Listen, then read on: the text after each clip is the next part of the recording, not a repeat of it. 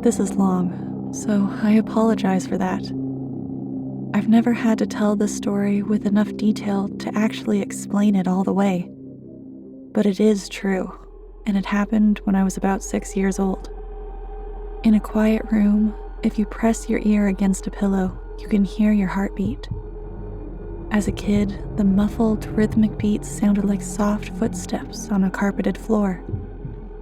So as a kid, almost every night, just as I was about to drift off to sleep, I would hear these footsteps, and I would be ripped back to consciousness, terrified. For my entire childhood, I lived with my mother in a fairly nice neighborhood that was in a transitional phase. People of lower economic means were gradually moving in, and my mother and I were two of those people. We lived in the kind of house you see being transported in 2 pieces on the interstate, but my mom took good care of it. There were lots of woods surrounding that neighborhood that I would play in and explore during the day.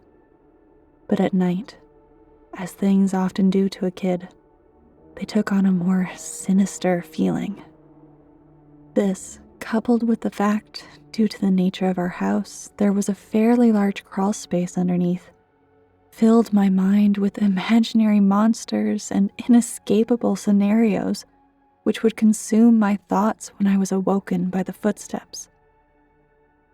I told my mom about the footsteps, and she said I was just imagining things. I persisted enough that she blasted my ears with water from a turkey baster once, just to placate me, since I thought that would help. Of course, it didn't. Despite all the creepiness and footsteps, the only weird thing that ever happened was that every now and then, I would wake up on the bottom bunk despite having gone to sleep on the top. But this wasn't really weird since I'd sometimes get up to pee or get something to drink and could remember just going back to sleep on the bottom bunk. I'm an only child, so it didn't matter. This would happen once or twice a week, but waking up on the bottom bunk wasn't too terrifying. But one night, I didn't wake up on the bottom bunk. I had heard the footsteps, but was too far gone to be woken up by them.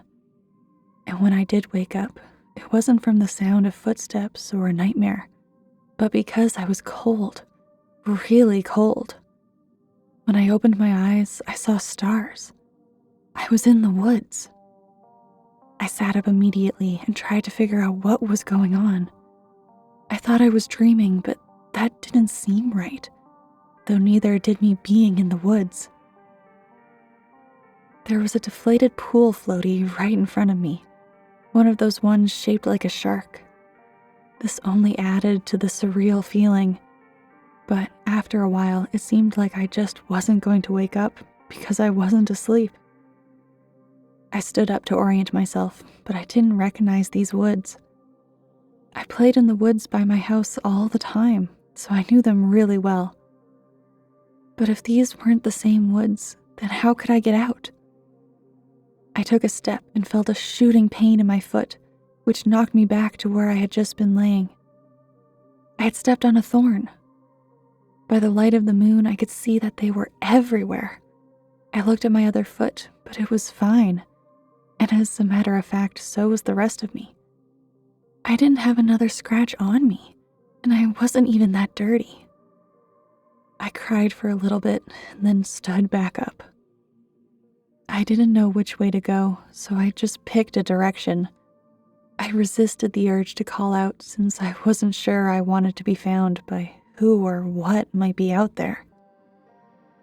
I walked for what seemed like hours. I tried to walk in a straight line and tried to course correct when I had to take detours, but I was a kid and I was afraid. There weren't any howls or screams, and only once did I hear any noise that scared me. It sounded like a crying baby. I think now that it was just a cat, but I panicked. I ran, veering in different directions to avoid big thickets of bush and collapsed trees. And I was paying close attention to where I stepped because by that point my feet were in pretty bad shape. I paid too much attention to where I was stepping and not enough to where those steps were leading, because not long after hearing the cry, I saw something that filled me with a kind of despair I haven't experienced since. It was the pool floaty. I was only 10 feet from where I had woken up. This wasn't magic or some supernatural space bending. I was lost. Up until that moment, I had thought more about getting out of the woods than how I had got in, but being back at the beginning caused my mind to swim. I wasn't even sure that these were my woods. I had only been hoping that they were. Had I run in a huge circle around that spot, or did I just get turned around and start making my way back? How was I going to get out? At the time, I thought the North Star was just the brightest star, and so I looked and found the brightest one and followed it. Eventually, things started to look more familiar, and when I saw the ditch, a dirt ditch my friends and I would have dirt clod wars in, I knew I had made it out. By that point, I was walking really slowly because my feet hurt so much. But I was so happy to be so close to home that I broke into a light jog. When I actually saw the roof of my house over a neighboring, lower set house, I let out a light sob and ran faster. I just wanted to be home. I had already decided that I wouldn't say anything because I had no idea what I could possibly say. I would get back in the house somehow, clean up, and get in bed. My heart sunk as I rounded the corner, and my house came fully into view. Every light in the house was on. I knew my mom was up, and I knew I would have to explain, or try to explain where I had been, and I couldn't even figure out where to start. My run became a jog, which became a walk. I saw her silhouette through the blinds, and although I was worried about how to explain things to her, that didn't matter at that point. I walked up the couple of steps to the porch and put my hand on the doorknob and turned. Right before I pushed it open, 2 arms wrapped around me and pulled me back. I screamed as loud as I could. "Mom, help me! Please, Mom!" The feeling of being so close to being safe and then being physically pulled away from it filled me with a kind of dread that is, even after all these years, indescribable. The door I had been torn away from opened, and a flash of hope shot through my heart. But it wasn't my mom. It was a man, and he was enormous. I thrashed around and kicked at the shins of the person holding me, while also trying to get away from the person who had just come out of my house. I was scared, but I was furious. "Let me go! Where is she? Where's my mom? What did you do to her?" As my throat stung from screaming, and as I was drawing in another breath, I became aware of a sound that had been present for longer than I had perceived it. "Honey, please calm down. I've got you." It sounded like my mom. The arms loosened and set me down. As the man approached me, blocking out the porch light with his head, I noticed his clothes. He was a cop. I turned to face the voice behind me and saw that it really was my mom. Everything was okay. I began to cry, and the 3 of us went inside. "I'm so glad you're home, sweetie. I was worried I'd never see you again." By that point, she was crying too. "I'm sorry. I don't know what happened. I just wanted to come home. I'm sorry." "It's okay. Just don't ever do that again. I'm not sure me or my shins could take it." A little laughter broke through my sobs, and I smiled a bit. "Well, I'm sorry for kicking you, but why'd you have to grab me like that?" "I was just afraid that you'd run away again." I was confused. "What do you mean?"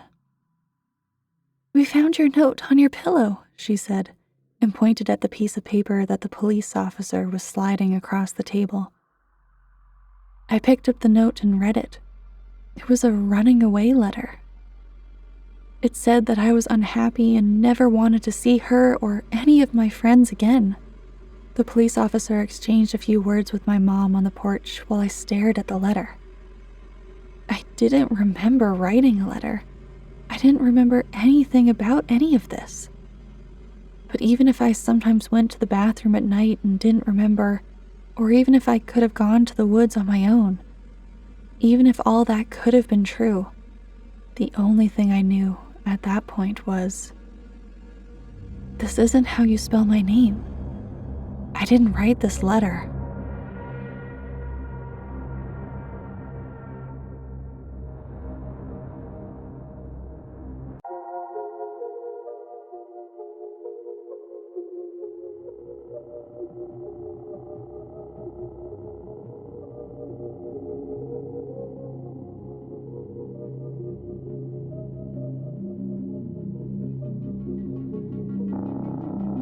After sharing my previous story here and on the No Sleep subreddit, there were a number of questions that made me curious about certain details in my childhood. And so I spoke with my mother. Exasperated by my questions, she said, "Why don't you just tell them about the balloons if they're so interested?" As soon as she said that, I remembered so much about my childhood that I had forgotten. When I was 5 years old, I went to an elementary school that, from what I've come to understand, was really adamant about the importance of learning through activity. It was part of a new program designed to allow children to rise at their own pace. And to facilitate this, the school encouraged teachers to come up with really inventive lesson plans. Each teacher was given the latitude to create his or her own themes, which would run for the duration of the grade. And all the lessons in math, reading, etc. would be designed in the spirit of the theme.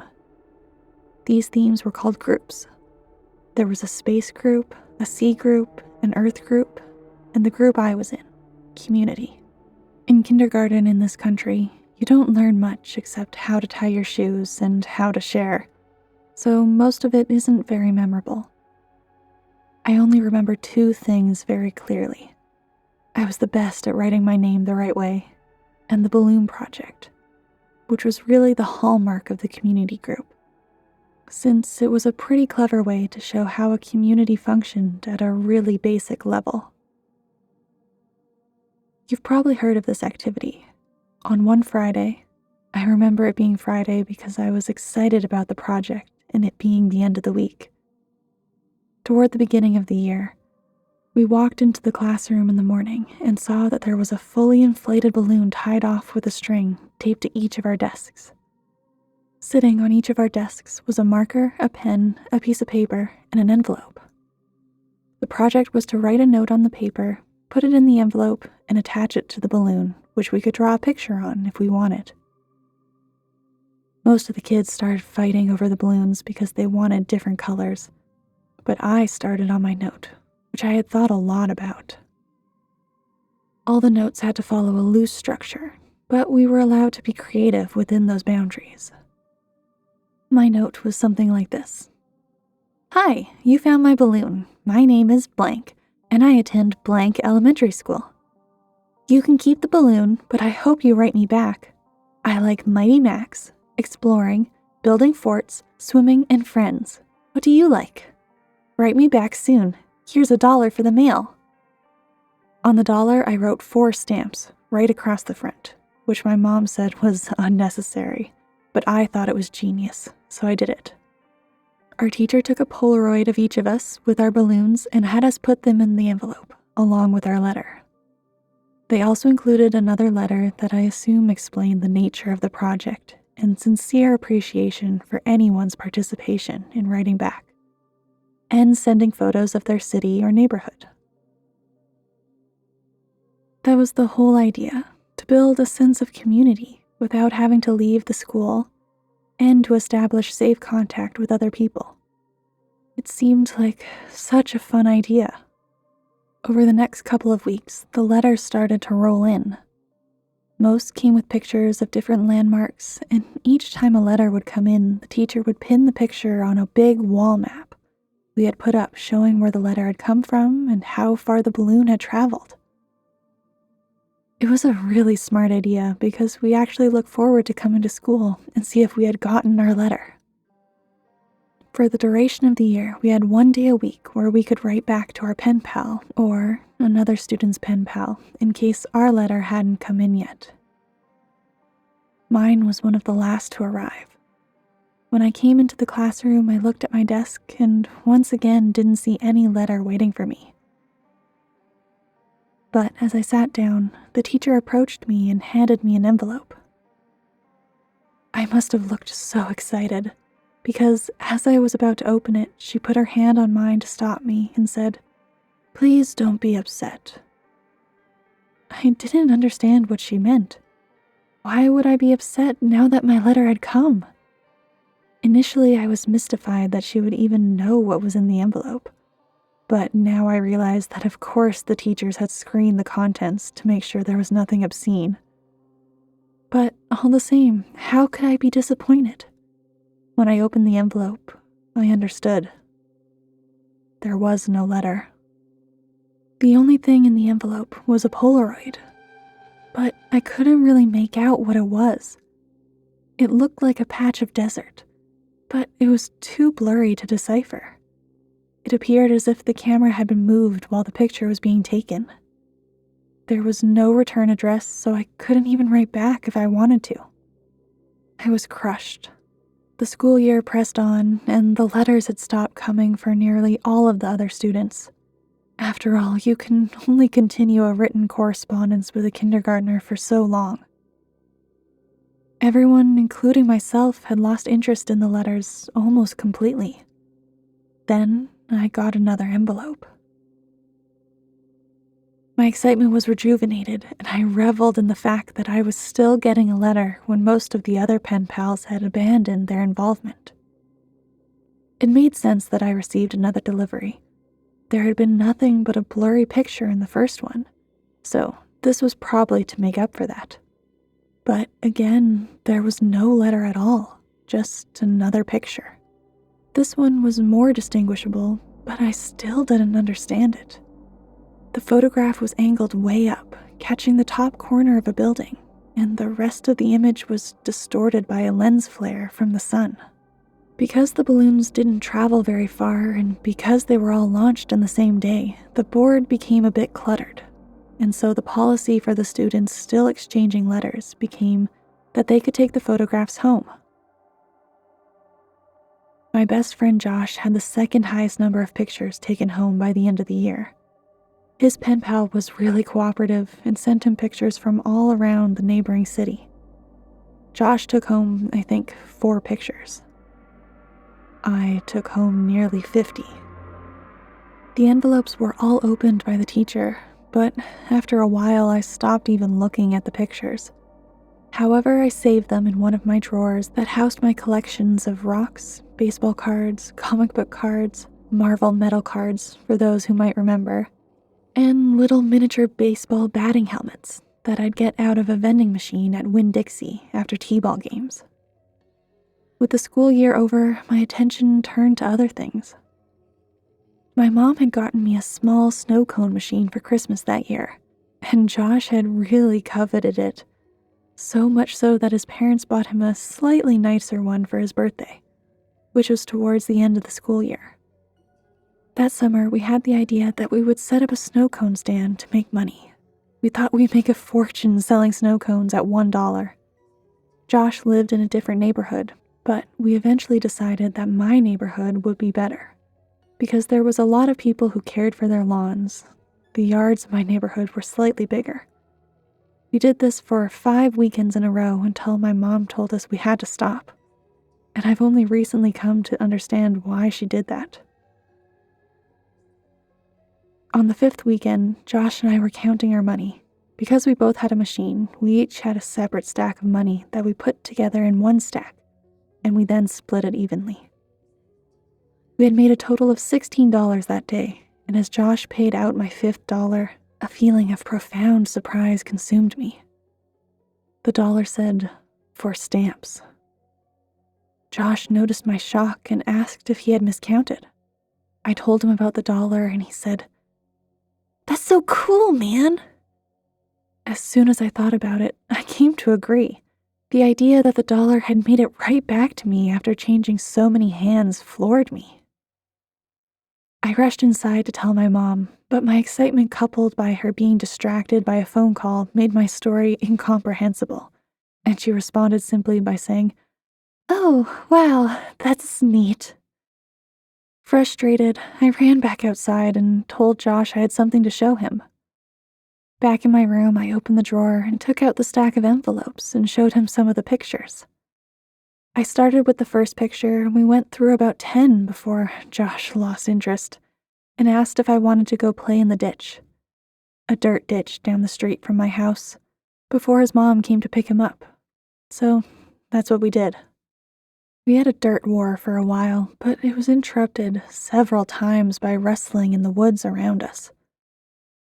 There were raccoons and stray cats that lived in there, but this was making a little too much noise, and we traded guesses at what it was in an attempt to scare each other. My last guess was that it was a mummy, but in the end, Josh kept insisting that it was a robot because of the sounds that we heard. Before we left, he got a little serious and looked me right in the eyes and said, "You heard it, didn't you? It sounded like a robot. You heard it too, right?" I had heard it, and since it sounded mechanical, I agreed that it was probably a robot. It's only now that I understand what we heard. When we got back, Josh's mom was waiting for him at the kitchen table with my mom. Josh told his mom about the robot. Our moms laughed, and Josh went home. My mom and I ate dinner, and then I went to bed. I didn't stay in bed for long before I crept out and decided that, due to the day's events, I would revisit the envelopes, since now the whole affair seemed much more interesting. I took the first envelope and set it on the floor, and set the blurry desert Polaroid on top. I laid the second envelope right next to it and placed the oddly angled Polaroid of a building's top corner on top, and did this with each picture until they formed a grid that was about 5 by 10. I was always taught to be careful with things that I was collecting, even if I wasn't sure that they were valuable. I noticed that the pictures gradually became more decipherable. There was a tree with a bird on it, a speed limit sign, power line, a group of people walking into some building. And then I saw something that vexed me so powerfully that I can now, as I write this, distinctly remember feeling dizzy, incapable of only a single repeating thought. Why am I in this picture? In this photograph of the group of people entering the building, I saw myself holding hands with my mother in the very back of the crowd of people. We were at the very edge of the photo, but it was undeniably us. And as my eyes swam over the sea of Polaroids, I became increasingly anxious. It was a really odd feeling. It wasn't fear. It was the feeling you get when you're in trouble. I'm not sure why I was flooded with that feeling, but there I sat floundering in the distinct sense that I had done something wrong. And this feeling only intensified as I looked on at the rest of the photos after the one that had so powerfully struck me. I was in every photo. None of them were close shots, none of them were only of me, but I was in every single one of them, off to the side, in the back, bottom of the frame. Some of them only had the tiniest part of my face, captured at the very edge of the photo. But nevertheless, I was there. I was always there. I didn't know what to do. Your mind works in funny ways as a kid, but there was a large part of me that was afraid of getting in trouble simply for still being up. Since I already had the looming feeling of having done something wrong, I decided that I would wait until tomorrow. The next day, my mom was off work and spent most of the morning cleaning up around the house. I watched cartoons, I imagine, and waited until I thought it was a good time to show her the Polaroids. When she went out to get the mail, I grabbed a couple of the pictures and put them on the table in front of me, as I sat waiting for her to come back in. When she returned, she was already opening the mail and threw some junk mail into the trash can, and I said, "Mom, can you come here for a second? I have these pictures." "Just give me a minute, honey. I need to mark these on the calendar." After a minute or two, she came and stood behind me and asked me what I needed. I could hear her shuffling with the mail behind me, but I just looked at the Polaroids and told her about them. As I explained more and pointed to the pictures, her frequent uh-huhs and okays decreased, and she was suddenly completely quiet and only making a little noise with the mail. The next noise I heard from her sounded as if she was trying to catch her breath in a room that had no air left in it. At last, her struggling gasps were conquered, and she simply dropped the remaining mail on the table and ran to the kitchen to get the phone. "Mom, I'm sorry. I didn't know about these. Don't be mad at me." With the phone pressed to her ear, she was pacing back and forth and shouting into it. I nervously fiddled with the mail sitting next to my Polaroids. The top envelope had something sticking out of it that I thoughtlessly and anxiously pulled on until it came out. It was another Polaroid. Confused, I thought that somehow one of my Polaroids had slipped into the stack when she threw the mail down. But when I turned it over and looked at it, I realized that I had not seen this one before. To my dismay, it was me. But this one was a much closer shot. I was surrounded by trees and was smiling. But it wasn't just me, I noticed. Josh was there too. This was us, from yesterday. I started yelling for my mom, who was still screaming into the phone. I repeatedly yelled for her until she finally responded with, "What?" And I could only think to ask, "Who are you calling?" "I'm talking with the police, honey." "But why? I'm sorry, I didn't mean to do anything."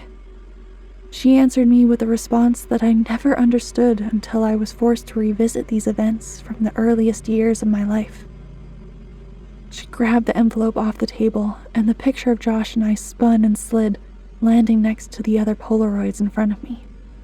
She held the envelope up to my eyes, but I could only look at her and watch as all the color began draining out of her face. With tears welling up in her eyes, she said she had to call the police because there was no postmark.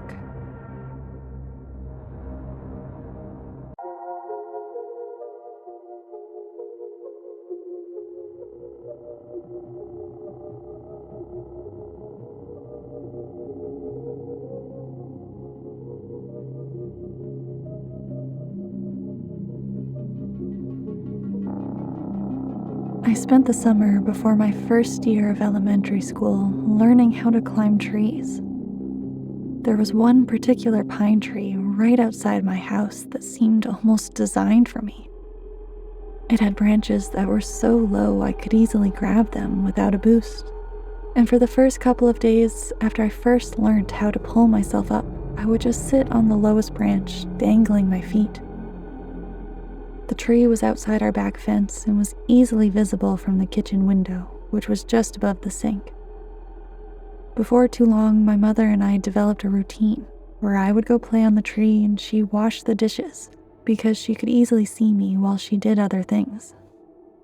As the summer passed, my abilities grew, and before too long, I was climbing fairly high. As the tree got taller, its branches not only got thinner, but more widely spaced. I eventually reached a point where I couldn't actually climb any higher, and so the game had to change. I began to concentrate on speed, and in the end, I could reach my highest branch in 25 seconds. I got too confident, and one afternoon I tried to step from a branch before I had firmly grasped the next one. I fell about 20 feet and broke my arm really badly in 2 places. My mom was running toward me yelling, and I remember her sounding like she was underwater. I don't remember what she said, but I do remember being surprised by just how white my bone was. I was gonna start first grade with a cast and wouldn't even have any friends to sign it.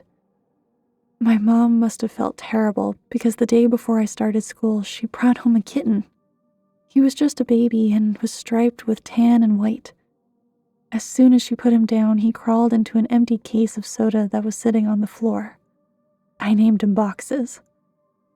Boxes was only an outside cat when he escaped. My mom had him declawed so he wouldn't destroy the furniture, so as a result, we did our best to keep him inside.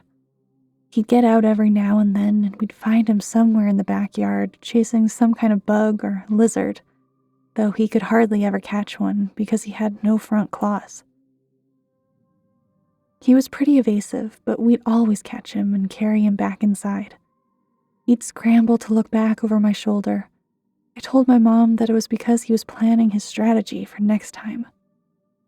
Once inside, we'd give him some tuna fish, and he came to learn what the sound of the can opener might signal. He'd come running whenever he heard it. This conditioning came in handy later, because toward the end of our time in that house, Boxes would get out much more often and would run under the house into the crawl space, where neither of us wanted to follow because it was cramped and probably crawling with bugs and rodents. Ingeniously, my mom thought to hook the can opener to an extension cord out back and run it right outside the hole that Boxes had gone through. Eventually, he would emerge with his loud meows, looking excited by the sound, and then horrified at how we could run such a cruel ruse on him. A can opener with no tuna made no sense to Boxes. The last time he escaped to under the house was actually our last day in it. My mom had put the house on the market and we had begun to pack our things. We didn't have much and we stretched the packing out a while, though I had already packed up all my clothes at my mom's request. My mom could tell I was really sad about moving and wanted the transition to be smooth for me. I guess she thought that having my clothes in a box would reinforce the idea that we were moving, but things wouldn't change that much. When Boxes got out as we were loading some things into the moving van, my mom cursed because she had already packed the can opener and wasn't sure where it was. I pretended to go look for it so I wouldn't have to go under the house, and my mom, probably completely aware of my little scam, moved one of the panels and crawled in. She came out with Boxes pretty quickly and seemed pretty unnerved, which made me feel even better about getting out of it. My mom made some phone calls while I packed a little more, and then she came into my room and told me that she had spoken to the realtor, and we were going to start moving into the other house that day. She said it like it was excellent news, but I had thought we had more time in the house. She originally said that we weren't moving until the end of next week, and it was only Tuesday. What's more, we weren't completely finished packing, but my mom said sometimes it was just easier to replace things than pack them and haul them all over the city. I didn't even get to grab the rest of my boxed clothes. I asked if I could call Josh to say bye, but she said that we could just call him from our new house. We left in the moving van. I managed to stay in touch with Josh for years, which is surprising since we no longer went to the same school. Our parents weren't close friends, but they knew that we were, and so they would accommodate our desire to see one another by driving us back and forth for sleepovers, sometimes every weekend. For Christmas one year, our parents even pooled their money and got us some really nice walkie-talkies that were advertised to work across a range that extended past the distance between our houses. They also had batteries that could last for days if the walkie-talkie was on but not used. They would only occasionally work well enough that we could talk across the city, but when we stayed over, we'd use them around the house, talking in mock radio speak that we had taken from movies, and they worked great for that. Thanks to our parents, we were still friends when we were 10. One weekend, I was staying over at Josh's, and my mom called me to say goodnight. She was still pretty watchful, even when she couldn't actually watch me. But I had gotten so used to it that I didn't even notice it, even if Josh did. But she sounded upset. Boxes was missing. This must have been a Saturday night because I had spent the night at Josh's the previous night and was going to go home the next day because we had school on Monday. Boxes had been missing since Friday afternoon. I gathered that she had not seen him since returning home after dropping me off. She must have decided to tell me that he was missing because if he didn't come home before I did, then I would be devastated at not only his absence, but how she could have kept it from me. She told me not to worry. He'll come back. He always does. But Boxes didn't come back. 3 weeks later, I stayed at Josh's again.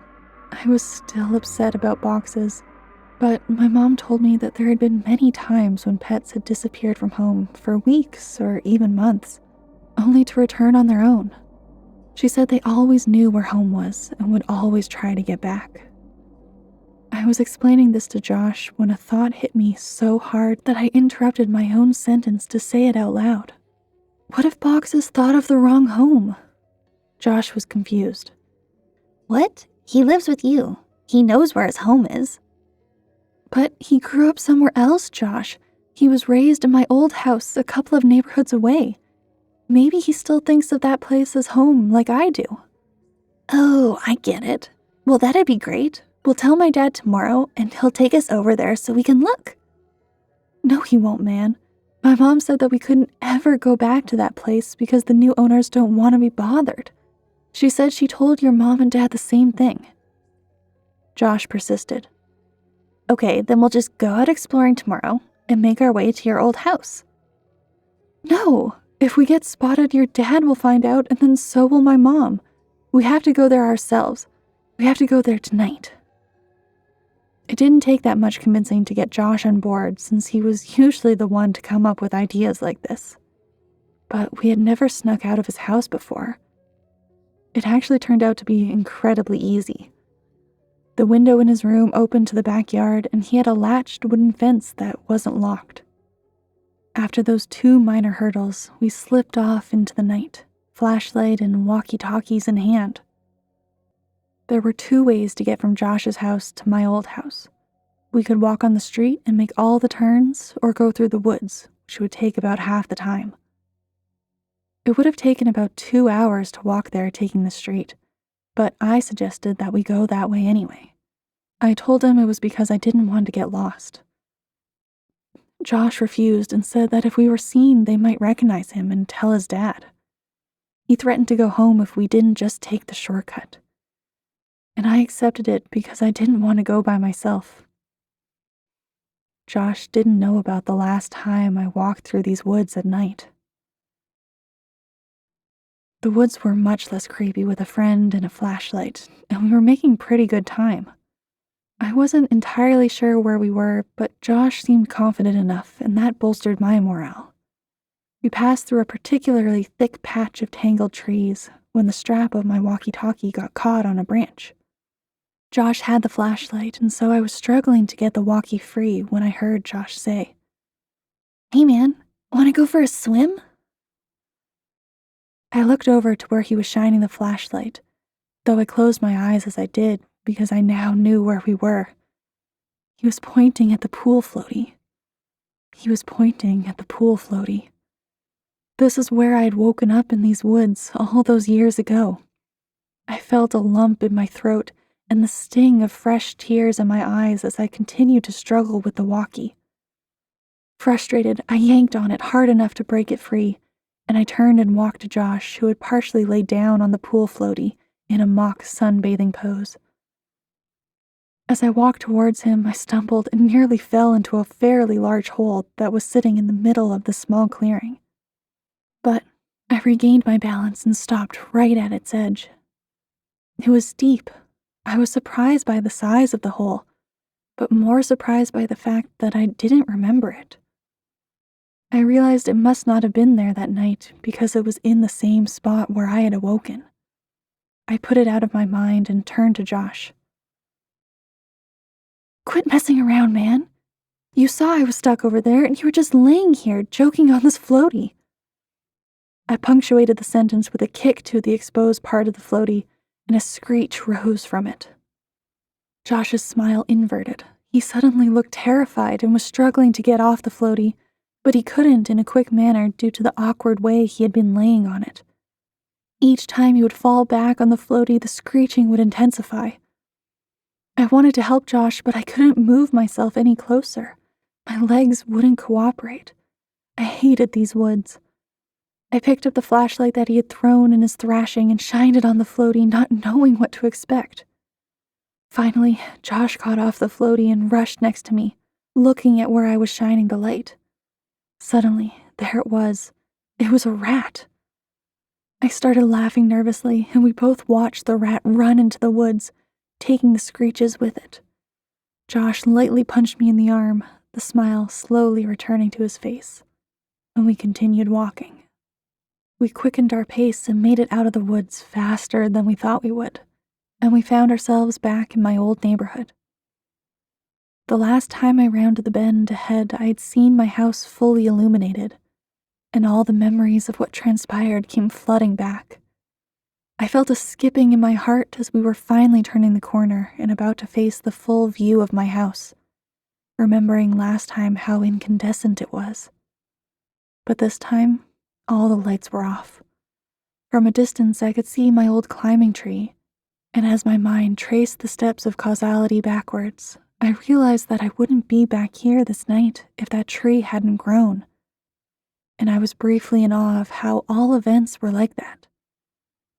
When I got closer, I could see that the lawn looked terrible.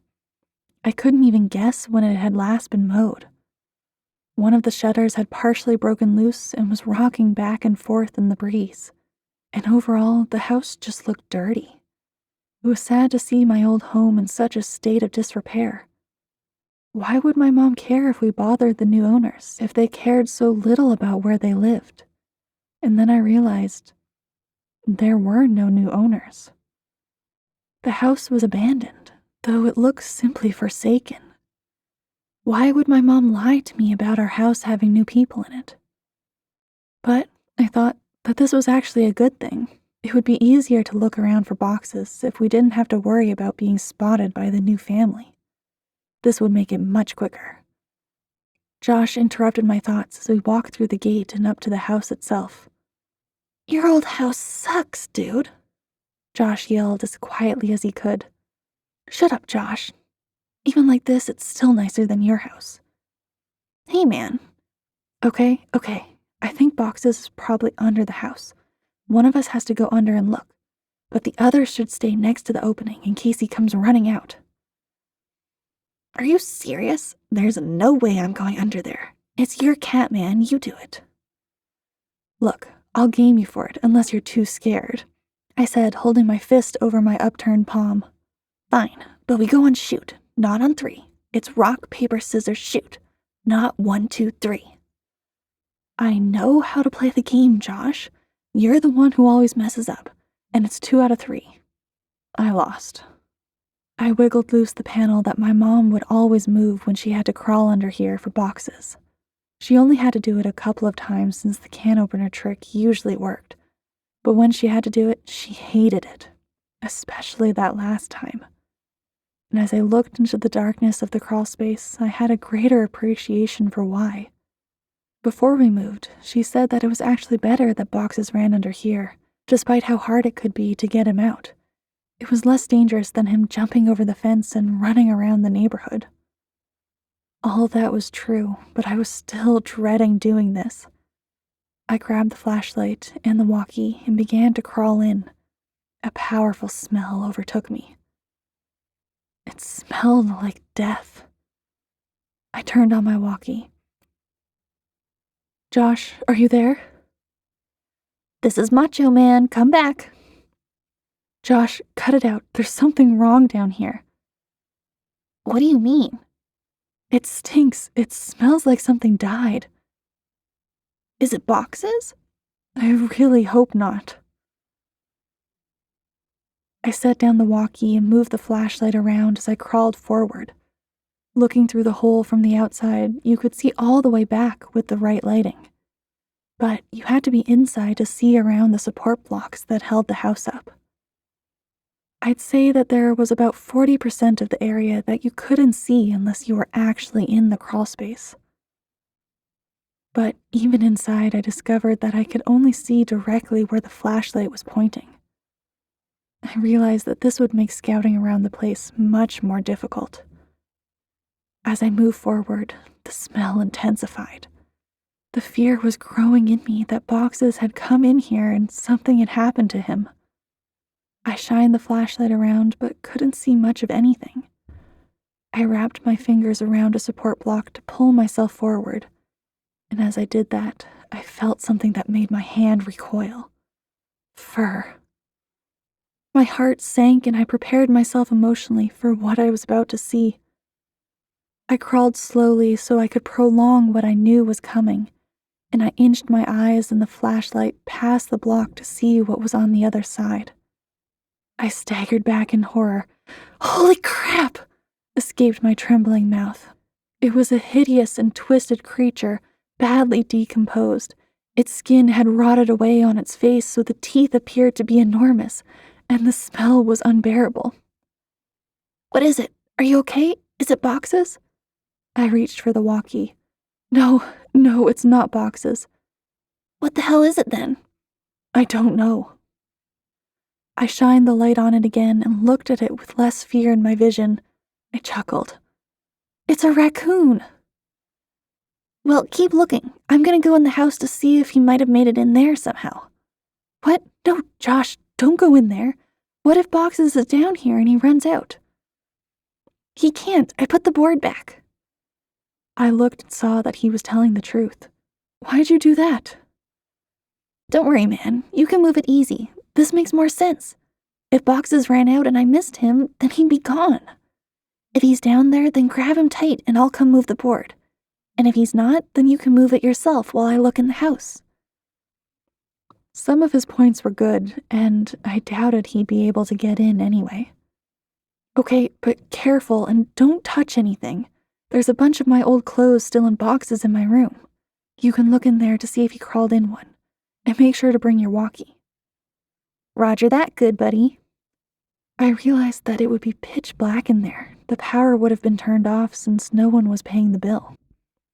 With any luck, he'd be able to see from the streetlights that might cast some light inside.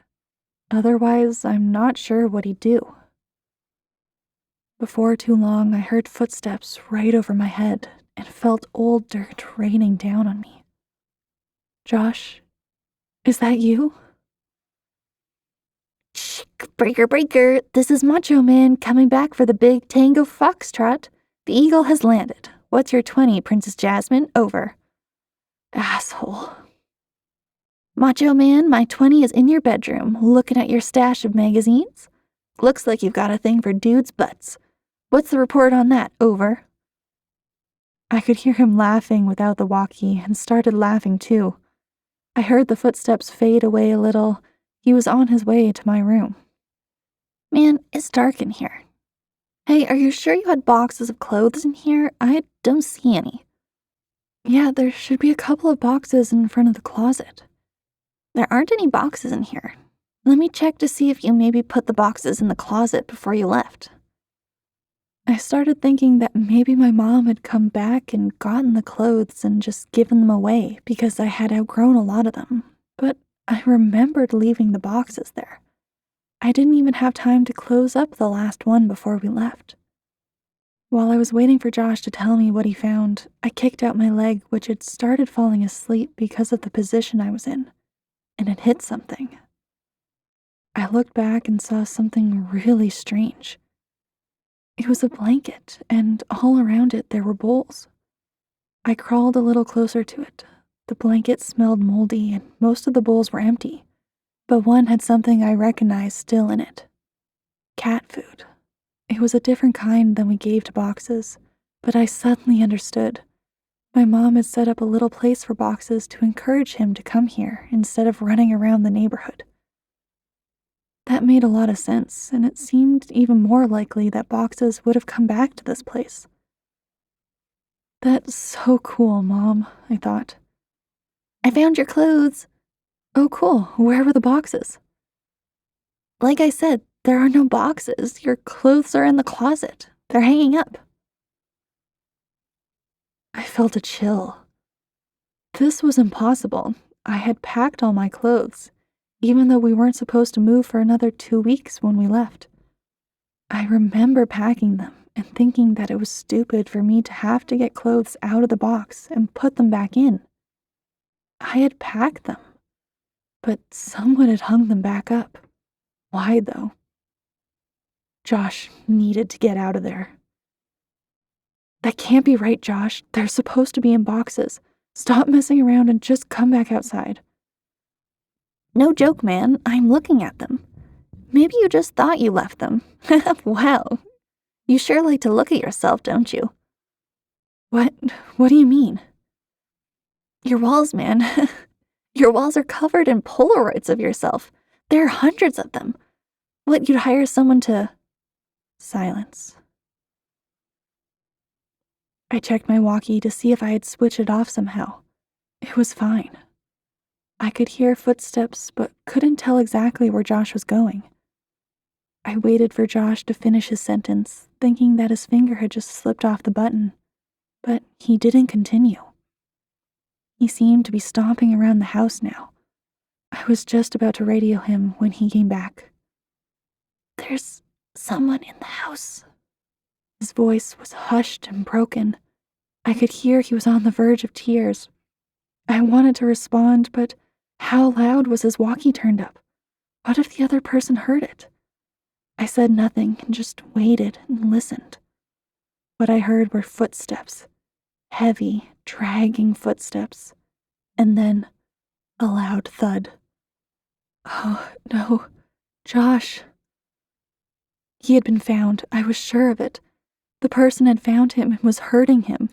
I broke out in tears. He was my only friend next to boxes. And then I realized, what if Josh told him I was under here? What could I possibly do? As I struggled to compose myself, I thankfully heard Josh's voice through the walkie. He's got something, man. It's a big bag. He just threw it on the floor. And, oh man, the bag, I think it just moved. I was paralyzed. I wanted to run home. I wanted to save Josh. I wanted to go for help. I wanted so many things, but I just lay there, frozen. And as I lay, unable to move, my eyes focused on the corner of the house that was right under my room. I moved my flashlight. My breath hitched at what I saw. Animals. Dozens of them, all of them dead. They lay in piles all around the perimeter of the crawlspace. Could boxes be among these corpses? Was this what the cat food was for? Seeing this broke my shock as I knew I had to get out of there, and I scrambled to the board. I pushed on it, but it wouldn't budge. I couldn't move it because it was wedged in there and I couldn't get my fingers around it since the edges were outside. I was trapped. Damn you, Josh! I whispered to myself. I could feel thunderous footsteps above me. The house was shaking. I heard Josh scream, and it was matched by another scream that wasn't full of fear.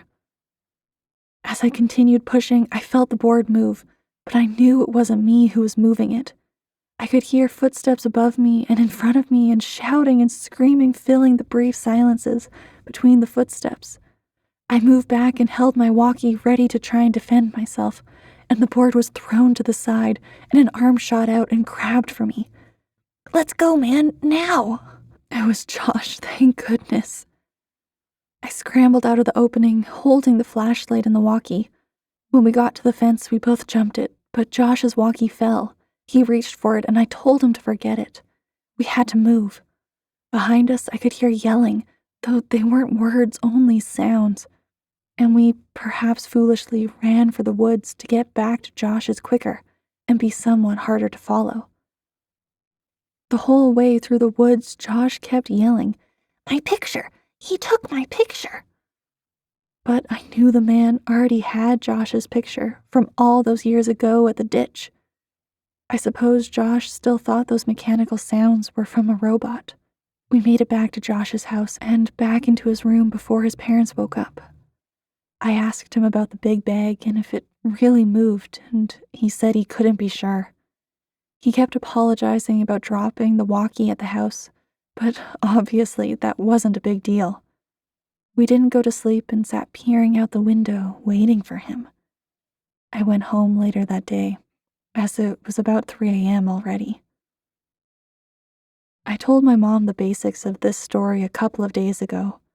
She broke down and was furious about the danger I had put myself in. I asked her why she made up all those things about bothering the new owners to stop me from going. Why did she think the house was so dangerous? She became irate and hysterical, but she answered my questions. She grabbed my hand and squeezed it harder than I thought her capable of, and locked her eyes to mine, whispering as if she was afraid of being overheard. Because I never put any blankets or bowls under the house for boxes. You weren't the only one to find them. I felt dizzy. I understood so much now. I understood why she had looked so uneasy after she brought boxes out from under the house on our last day there. She found more than spiders or a rat's nest that day. I understood why we left almost 2 weeks early. I understood why she tried to stop me from going back. She knew. She knew he made his home under ours, and she kept it from me. I left without saying another word and didn't finish the story for her. But I want to finish it here for you. I got home from Josh's that day. I threw my stuff on the floor and it scattered everywhere. I didn't care. I just wanted to sleep. I woke up around 9 p.m. to the sound of boxes meowing. My heart leapt. He had finally come home. I was a little sick about the fact that if I had just waited a day, none of the previous night's events would have happened, and I'd have boxes anyway. But that didn't matter. He was back. I got off my bed and called for him, looking around to catch a glint off the light of his eyes. The crying continued and I followed it. It was coming from under the bed. I laughed a little, thinking I had just crawled under a house looking for him, and how this was so much better. His meows were being muffled by a shirt, so I flung it aside and smiled, yelling, "Welcome home, Boxes!" His cries were coming from my walkie-talkie. Boxes never came home.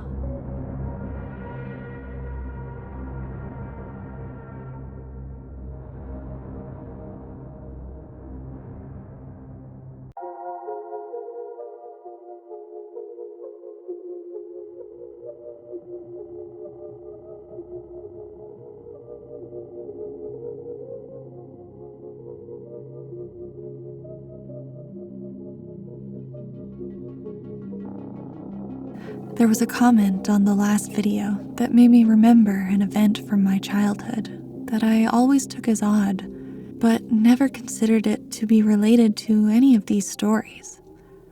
I now know that it is. It's funny how memories work.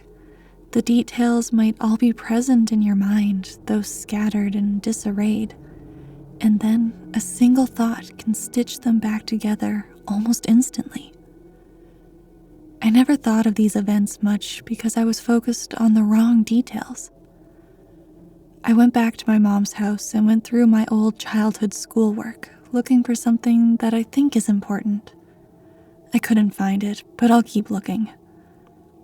Most old cities and the neighborhoods in them weren't planned with the thought that the population would begin to grow exponentially, and it would have to be accommodated. The layout of the roads is generally originally in response to geographical restrictions and the necessity of connecting points of economic importance.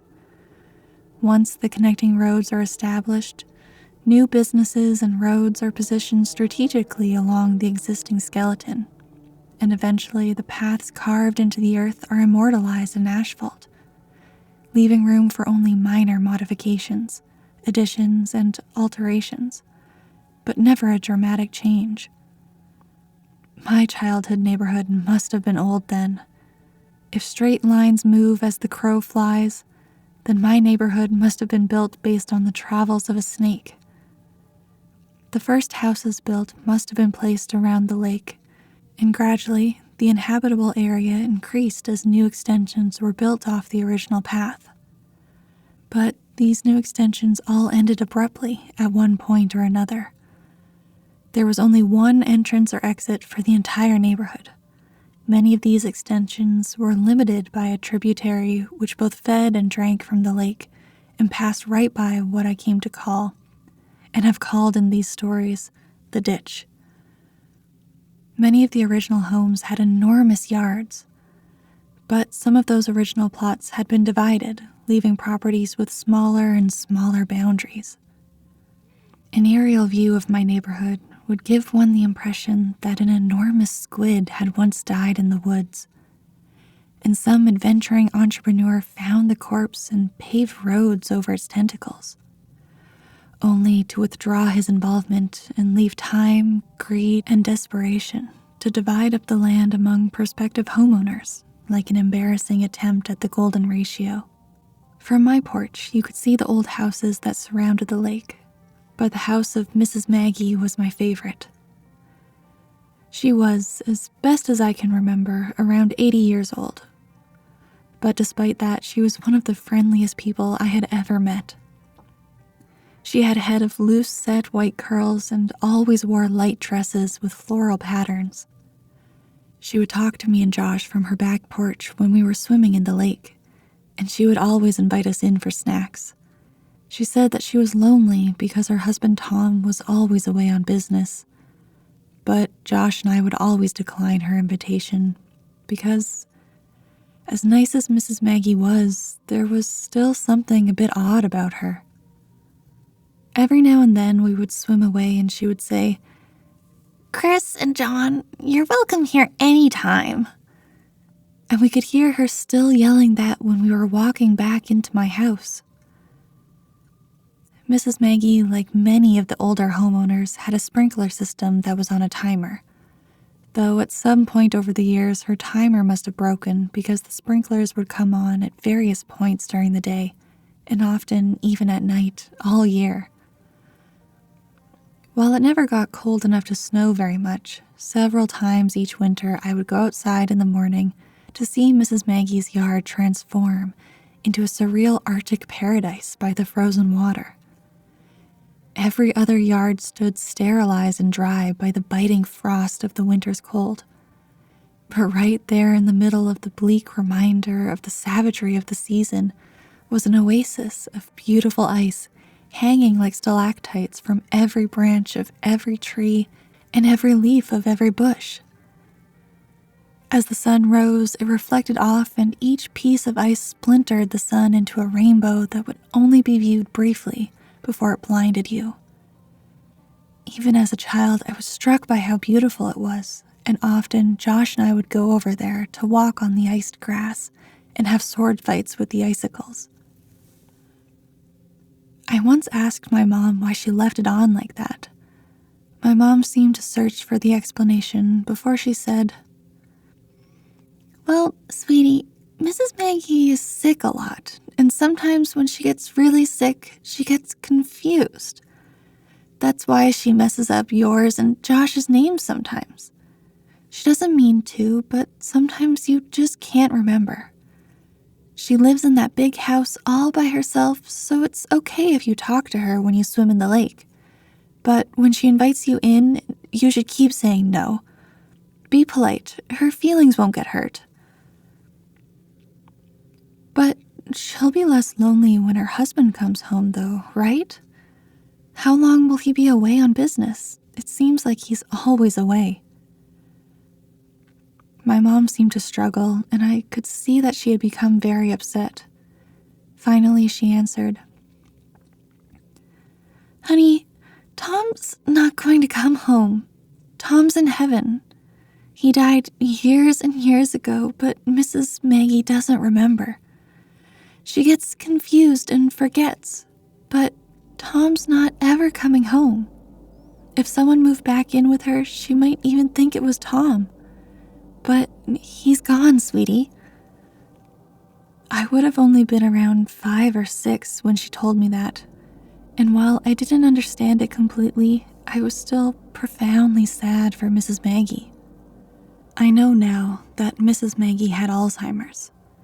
She and her husband Tom had had 2 sons, Chris and John. The two had worked out payment plans with utility companies and paid for Mrs. Maggie's water and electricity. but they would never visit her. I don't know if something happened between them, or if it was the illness, or if they just lived too far away, but they never came around. I have no idea what they looked like, but there were times when Mrs. Maggie must have thought Josh and I looked like they did when they were children. Or maybe she saw what some part of her mind so desperately wanted her to see, ignoring the images transmitted down her optic nerve, and just for a little while, showing her what used to be. I realize only now how lonely she must have been. During the summer after kindergarten, before the events of balloons, Josh and I had taken to exploring the woods near my house, as well as the tributary of the lake. We knew that the woods between our houses were connected, and we thought it would be neat if the lake near my house was somehow connected to the creek around his.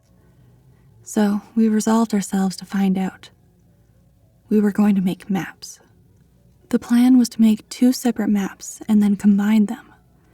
We would make one map exploring the area around the creek near his house, and make another following the outflow from my lake. Originally, we were going to make one map, but we realized that wasn't possible since I had started drawing the map of my area so huge that the route from his house wouldn't have been to scale. We kept the map from the lake at my house and the map from the creek at his house, and we would add to each when we stayed the night with each other. For the first couple of weeks, it went really well. We would walk through the woods along the water and pause every couple of minutes to add to the map, and it seemed like the 2 maps would come together any day. We had no equipment needed for the job, not even a compass, but we tried to make do. We had the idea to impale the earth with a stick when we had reached the end of a venture, so that if we came upon the stick from the other direction the next weekend, we would know we had joined the maps. We might have been the world's worst cartographers. Eventually, however, the woods became too thick near the water coming from the lake, and we were unable to proceed further. We lost interest in the whole project for a bit and reduced our exploration significantly, though not completely, when we started selling snow cones. After I showed my mom all the pictures I had taken home from school, and she took away my snow cone machine, our interest in the maps revitalized. We had to come up with another plan. Although I didn't understand why, my mom had placed what I considered to be extremely severe restrictions on what I could do and where I could go. I had to check in frequently if I went outside to play with Josh. This meant that we couldn't stay in the woods for hours and continue to look for a new path. We thought we could just swim when we got to the cutoff in the woods, but that clearly wouldn't work since the map would get wet. We tried going faster when we were coming from Josh's house, but we eventually ran into the same problem. Then we had a brilliant idea. We'd build a raft. Due to the construction in the neighborhood, there was a large amount of scrap building material that the company would set in the ditch to keep it out of the road and off-site since they no longer needed it for building. We originally conceived of a formidable ship, complete with a mast and an anchor, but this quickly diminished into something more manageable. We set aside the wood and took several large pieces of styrofoam that were backed with foam board and tied them together with rope and kite string. We launched our vessel a little downwater from Mrs. Maggie and waved farewell to her as she motioned us to come back her way, but there was no stopping us. The raft worked very well, and while we both behaved and spoke as if the functionality of the raft was a given, I know I, at least, was a little surprised. We each had a fairly long tree branch to use as a paddle, but we found it was easier to simply push against the land under the water than actually use them as intended. When the water became too deep, we'd simply lie on our stomachs and use our hands to paddle the water, which still worked, albeit less well. The first time we had to resort to that method of propulsion, I remember thinking that from far above it must have looked like a colossally fat man with tiny arms was out for a swim. It actually took us several trips to get the raft to the impassable patch of woods that marked the farthest we had made it. After we had come up with the idea of marking the ground with a stick, we had taken to running through the woods until we got to the stick, and then, as carefully and precisely as we knew how, charting our course. This meant that the impasse was actually quite a bit away, so to sail from around my house all the way to the blockade in the woods was taking longer than expected. We'd sail for a bit and then dock the raft, and the next time we'd run through the woods to the raft to go a little farther.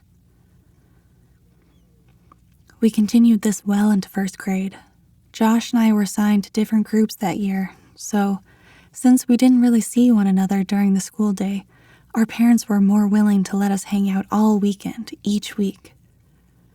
What's more, Josh's dad had taken on a lengthy construction job that required him to work over the weekends, and his mother was on call.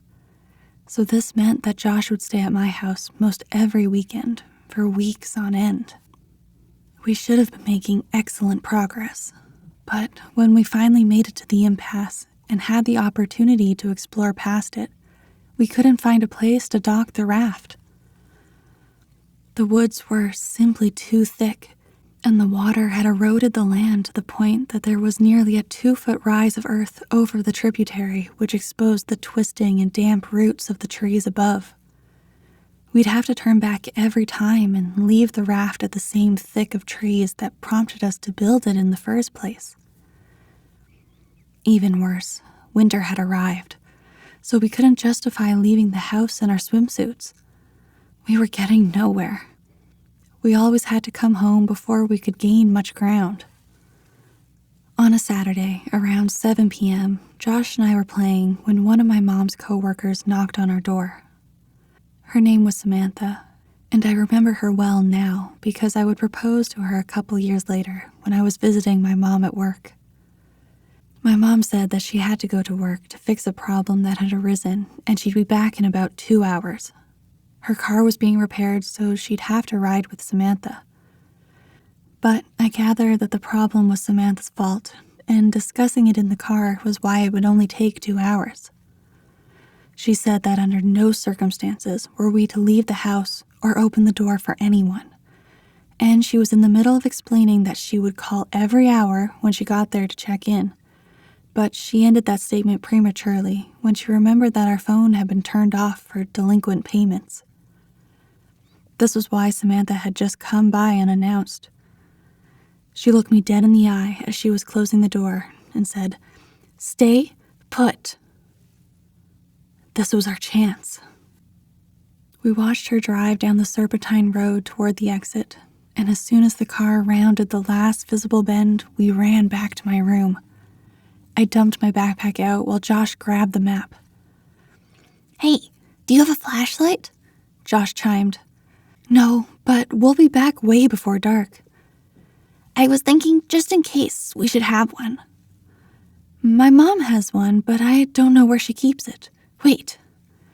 I ran into my closet and pulled a box down from the top shelf. You have a flashlight in there? Josh asked. Not exactly. I opened the box and revealed 3 Roman candles that I had taken from the pile that my mother had amassed for the 4th of July that past summer, along with a lighter that I had managed to take from her some months before. This would ensure that we at least had some light if we needed it. This was a bit before I had been given an opportunity to be afraid of the woods at night, so it wasn't fear that motivated our search for a light source, only practicality. We threw it all in the backpack and bolted out the back door, making sure to close it so boxes wouldn't get out. We had 1 hour and 50 minutes. We ran through the woods as fast as we could and made it to the raft in about 15 minutes. We had our bathing suits on under our clothes, so we stripped off our shirts and shorts and left them in 2 separate piles about 4 feet from the edge of the water. We untied the raft from the tree, grabbed our branch paddles, and cast off.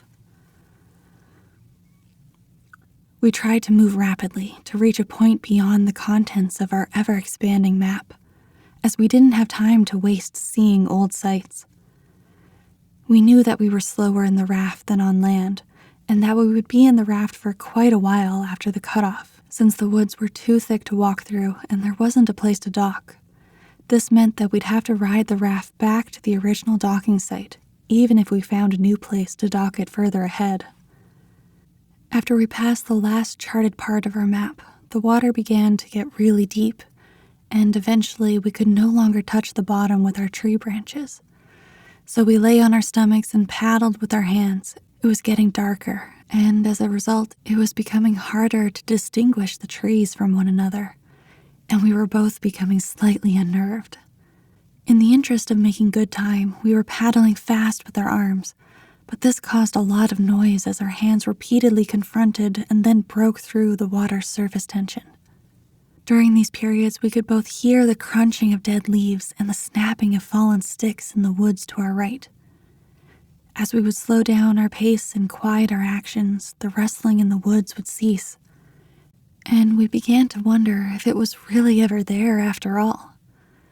We didn't know what kinds of animals resided this far into the woods, but we did know that we didn't wish to find out. As Josh amended the map that I was illuminating with the lighter, we were suddenly confronted with the fact that the sounds were not imagined. Rapidly and rhythmically we heard crunch, snap, crunch. It seemed to be moving slightly away from us, pushing through the woods just beyond our map. It had become too dark to see. We had misjudged how long the sun would linger.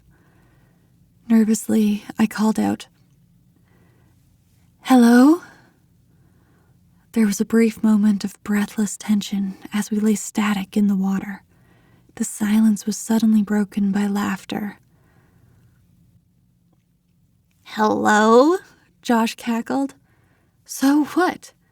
Hello, Mr. Monster in the Woods. I know you're sneaking around, but maybe you'll answer to my hello. Hello? I realized how stupid it was. Whatever animal it was, it wouldn't respond.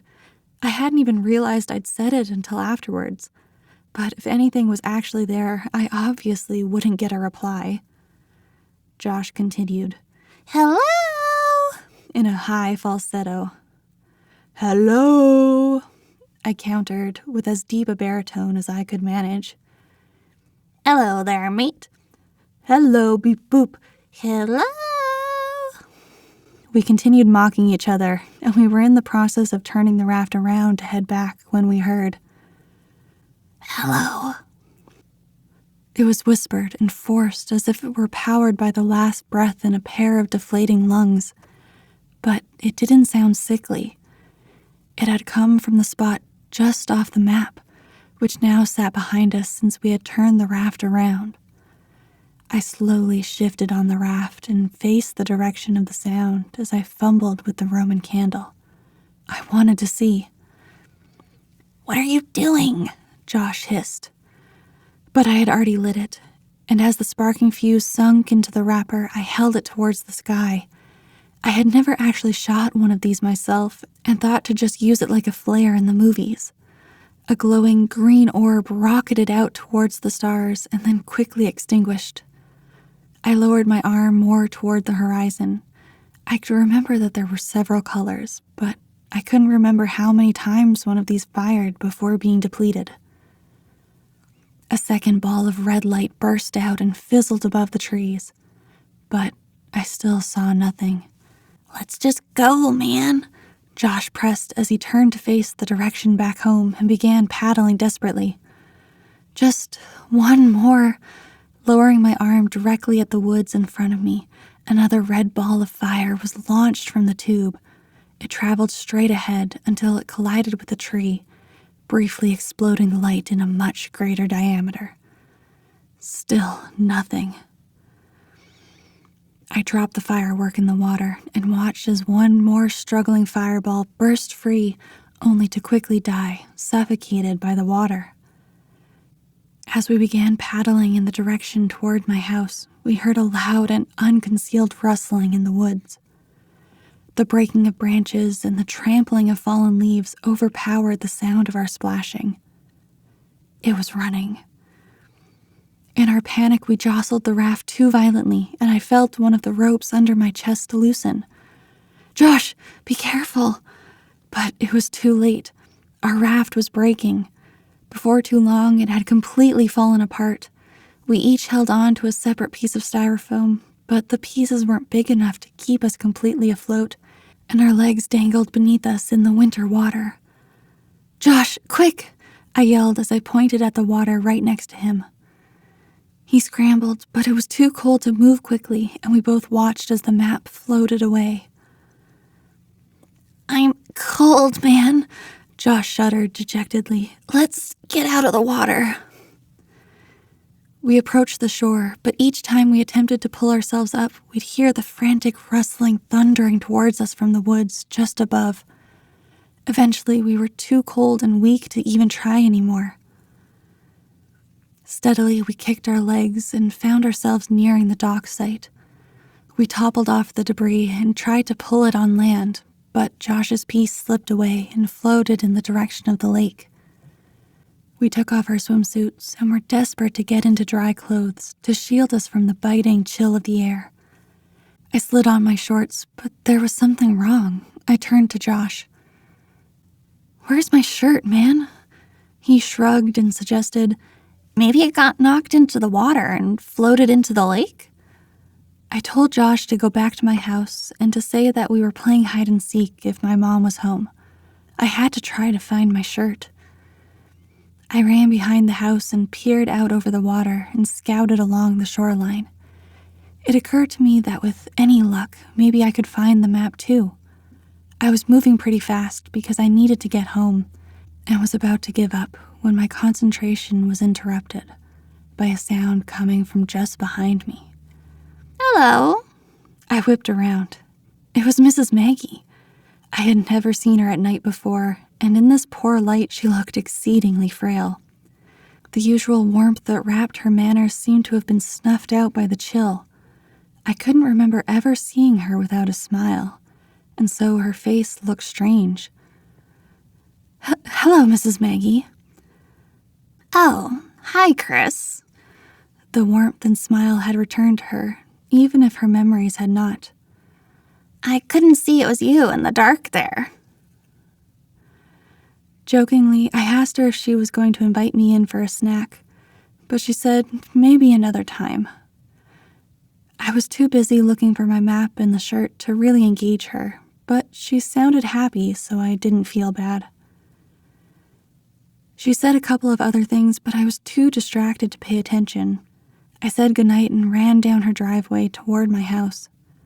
Behind me, I could hear her walking across the frozen yard, but I didn't turn around to wave. I had to get home.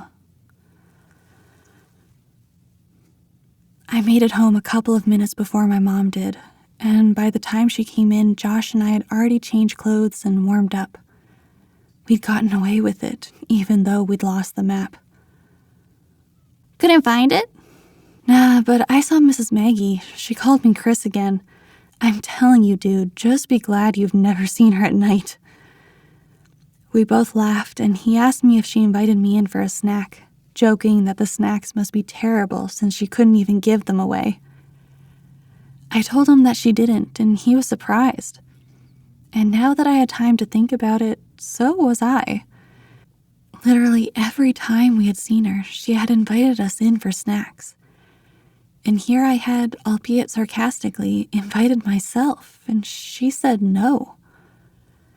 As Josh talked more about Mrs. Maggie, I suddenly realized that the lighter might still be in my pocket, and that it would be disastrous for my mom to find. I grabbed the shorts off the floor and patted my pockets. I felt something, but it wasn't the lighter. From my back pocket, I slid out a folded piece of paper, and my heart leapt. The map, I thought, but I watched it float away. As I unfolded the paper, my stomach turned as I tried to understand what I was seeing. Drawn on the paper inside of a large oval were two stick figures holding hands. One was much bigger than the other, but neither had faces.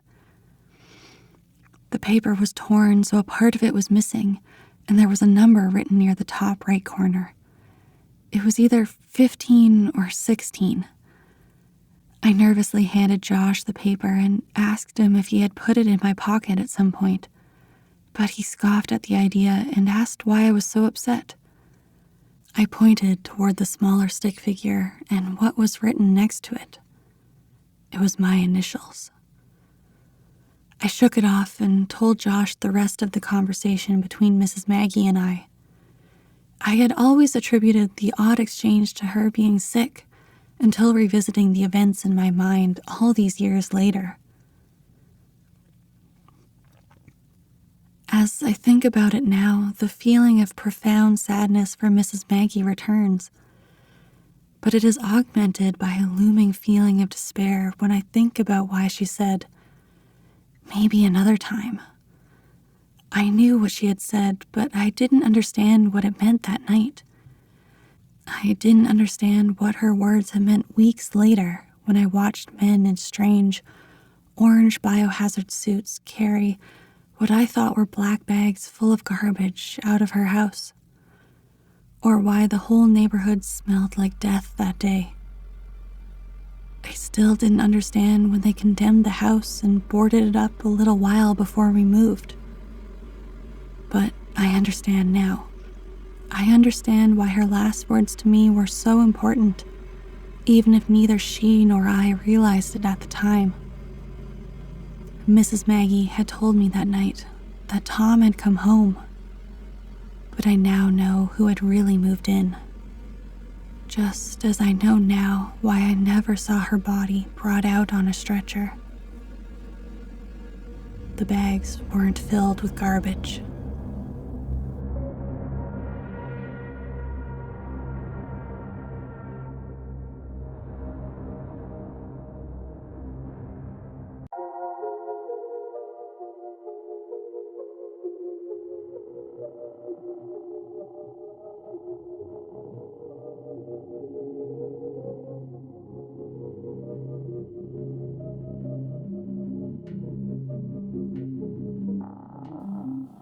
At the end of the summer, between kindergarten and first grade, I caught the stomach flu. This has all the components of the regular flu. However, with the stomach flu, you throw up in a bucket and not the toilet because you were sitting on it.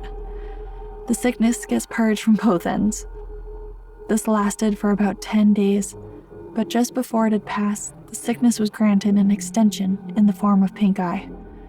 My eyelids were so fused together by the dried mucus generated during the night that the first day I awoke with the infection, I thought I had gone blind. When I started first grade, I had a kink in my neck from 10 days of bed rest and 2 swollen, bloodshot eyes. Josh was in another group and didn't have my lunch, so in a cafeteria bursting with 200 kids, I still had a table to myself.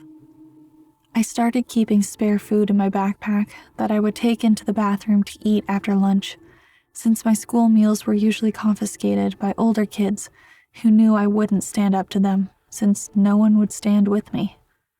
This dynamic persisted even after my condition cleared up, since no one wants to be friends with the kid who gets bullied, lest they have some of that aggression directed towards themselves.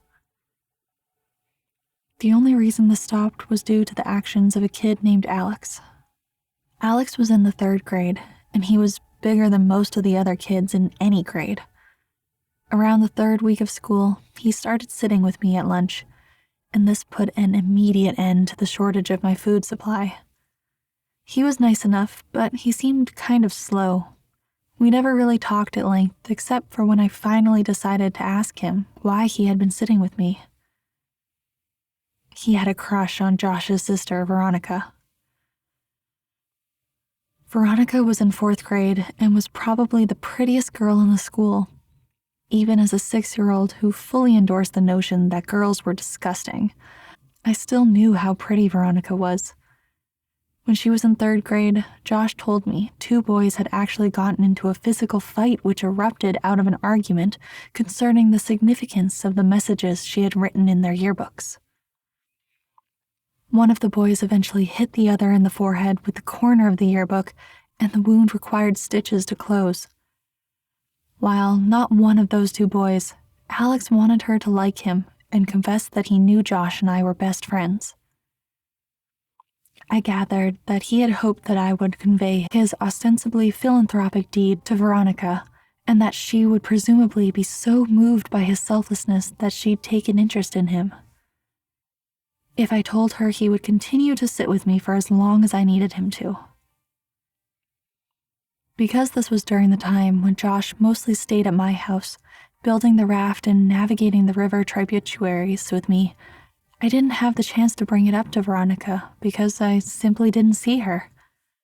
I told Josh about it and he made fun of Alex, but said that he would tell his sister since I wanted him to. I doubted that he would. Josh was annoyed that people seemed to be taken with his sister. I remember him calling her an ugly crow. I never said anything to Josh, but I remember wanting to say, even then, that she was pretty and would one day be beautiful. I was right. When I was 15, I was seeing a movie at a place my friends and I had come to call the Dirt Theater. It was probably nice at some point, but time and neglect had weathered the place severely.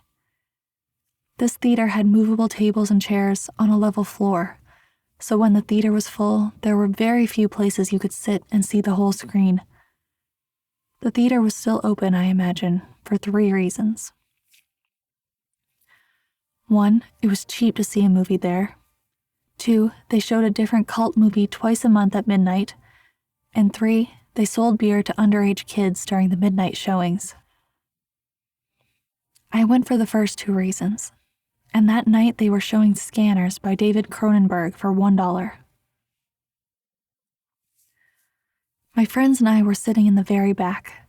I wanted to sit closer to the front for a better view, but Ryan had driven us, so I relented. A couple minutes before the movie started, a group of girls walked in. They were all pretty attractive, but whatever beauty they might have had was eclipsed by the girl with the dirty blonde hair. Even though I had only caught a glimpse of her profile. As she turned to move her seat, I caught a full view of her face, which gave me the feeling of butterflies in my stomach. It was Veronica. I hadn't seen her in a long time. Josh and I saw progressively less of one another after we snuck out to my old house that night when we were 10. And usually when I'd visit him, she'd be out with friends. While everyone stared at the screen, I stared at Veronica, only looking away when the feeling that I was being a creep overcame me. But that feeling would quickly subside and my eyes would return to her. She really was beautiful, just like I had thought she would be when I was a kid. When the credits started to roll, my friends got up and left. There was only one exit, and they didn't want to be trapped waiting for the crowd to clear. I lingered in hopes of catching Veronica's attention. As she and her friends walked by, I took a chance. "Hey, Veronica?" She turned toward me, looking a little startled. "Yeah?" I got out of my seat and stepped a little into the light coming in through the door. "It's me, Josh's old friend from way back. How you been?" "Oh my gosh! Hey, it's been so long!" She motioned to her friends that she'd be out in a second. "Yeah, a few years at least. Not since the last time I stayed over with Josh. How is he anyway?" "Oh, that's right. I remember all your guys' games. Do you still play Ninja Turtles with your friends?" She laughed a little, and I blushed. "No, I'm not a kid anymore. Me and my friends play X-Men now." I was still reeling from what she said. Does she really think I'm cute? Did she just mean I was funny? Does she think I'm attractive? I suddenly realized that she had asked me a question, and my mind grasped for what it was. "Yeah," I said, much too loudly. "Yeah, I tried to anyway. What about you?" "I come every now and then. My boyfriend didn't like these movies, but we just broke up, so I plan on coming from now on." I was trying to be casual, but failed. "Oh, well, that's cool. Not that you guys broke up. I just mean that you'd be able to come more often." She laughed again. I tried to recover. So, are you coming the week after next? They're supposed to show Day of the Dead. It's really cool. Yeah, I'll be here. She smiled, and I was about to suggest that we could maybe sit together when she quickly closed the space between us and hugged me. It was really good to see you, she said with her arms around me. I was trying to think of what to say when I realized the biggest problem was that I had forgotten how to talk. Luckily, Ryan, who I could hear approaching from the hallway, came in and spoke for me. Dude, you know the movie's over, right? Let's get the hell out of... Oh, yeah. Veronica let go and said that she'd see me next time. She was played out of the room by the porn music Ryan was making with his mouth. I was furious, but it dissipated as soon as I heard Veronica laughing in the lobby. Day of the Dead couldn't come soon enough. Ryan's family was going out of town, so he wouldn't be able to drive us, and the other friends I was with that night didn't have cars. A couple of days before the movie, I asked my mom if she could take me. She responded almost immediately by denying my request. But I persisted, and she picked up on the desperation in my voice. She asked why I wanted to go so badly since I had seen the movie before, and I hesitated before saying that I was hoping to see a girl there. She smiled and asked playfully if she knew the girl, and I reluctantly told her that it was Veronica. The smile disappeared from her face, and she coldly said, "No." I decided that I would call Veronica to see if she could pick me up. I had no idea if she still lived at home, but it was worth a try. But then I realized that Josh might answer. I hadn't talked to him in almost 3 years, and if he answered, I obviously couldn't ask to talk to his sister. I felt guilty for calling to speak with Veronica and not Josh, but I dismissed that feeling quickly. Josh hadn't called me in years either. I picked up the phone and dialed the number that was still embedded in my muscle memory from having dialed it so often all those years ago. It rang several times before someone picked up. It wasn't Josh. I felt a mixture of both relief and disappointment. I realized in that second that I really missed Josh. I would call after this weekend and talk to him, but this was my only chance to see if Veronica could or would take me, so I asked for her. The person told me I had dialed the wrong number. I repeated the number back to her, and she confirmed. She said they must have changed their number, and I agreed. I apologized for the disturbance and hung up. I was suddenly intensely sad because now I couldn't contact Josh even if I wanted to. I felt terrible for having been afraid that he might answer the phone. He had been my very best friend. I realized that the only way I could be put back in touch with him would be through Veronica. So now, not that I needed one, I had another reason to see her. I told my mom the day before the movie that I was no longer concerned with going, but was hoping she could drop me off at my friend Chris's house. She relented and dropped me off that Saturday, a couple of hours before the movie. My plan was to walk from his house to the theater since he only lived about a half-mile away. They went to church early on Sundays, so his parents would go to sleep early Saturday night, and Chris was fine with not coming with me, since he had planned on chatting with this girl he met online.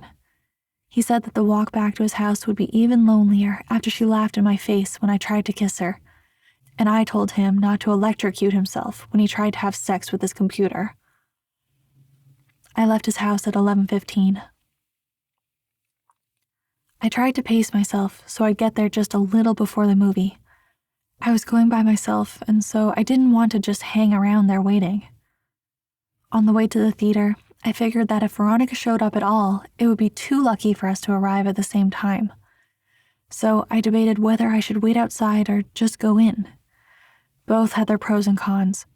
As I was grappling with these concerns, I noticed that the steady stream of streaking car lights that had been overtaking me had been replaced by a single, constant spotlight that refused to pass. The road wasn't illuminated by streetlights, so I was walking in the grass with the road about 2 feet to my left. I stepped a little more to my right and craned my neck over my left shoulder to see what was behind me.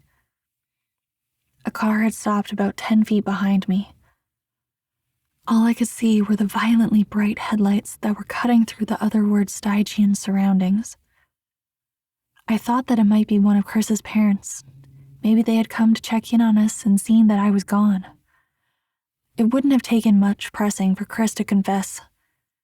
I took one step towards the car, and it broke its pause and started driving towards me at a slow pace. It passed me, and I saw that it wasn't Chris's parents' car, or any car that I recognized for that matter.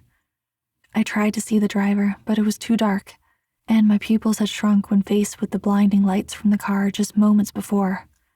They adjusted enough so that I could see a tremendous crack in the back window of the car as it drove away. I didn't think much of the whole affair. Some people find it fun to scare other people. I'd often hide around corners and jump out at my mom after all. I timed it right and got there about 10 minutes before the movie. I had decided to wait outside until around 11:57, since that would give me time to find her inside if she was already seated. As I was considering the possibility that she might not show, I saw her. She was alone, and she was beautiful. I waved to her and walked to close the distance. She smiled and asked if my friends were already inside. I said that they weren't and realized that this might seem like I was trying to make this a date. She didn't seem bothered by that, nor was she bothered when I handed her the ticket I had already bought. She looked at me quizzically, and I said, "Don't worry, I'm rich." She laughed, and we went inside. I bought us 1 popcorn and 2 drinks, and spent most of the movie debating whether or not I should time reaching my hand into the popcorn bag when she reached in so they would touch. She seemed to enjoy the movie, and before I knew it, it was over. We didn't linger in the theater, and because this was a midnight show, we couldn't loiter in the lobby, so we walked outside. The parking lot of the theater was big because it connected with a mall that had gone out of business. Not wanting the night to be over just yet, I continued the conversation while casually walking toward the old mall. As we were about to round the corner and leave the theater out of sight, I looked back and saw that her car wasn't the only one left in the parking lot. The other one had a large crack in the back window. My immediate uneasiness turned to understanding. That makes a lot of sense. The driver of that car works here and must have figured I was on my way to the movie. Injecting real horror into the life of a horror fan seemed like an obvious move. We walked around the mall and talked about the movie. I told her that I thought Day of the Dead was better than Dawn of the Dead, but she refused to agree. I told her of when I called her old number and about my dilemma about who would answer the phone. She didn't find it as funny as I now did, but she took my phone and put her number in it. She commented that it might be the worst cell phone she'd ever seen.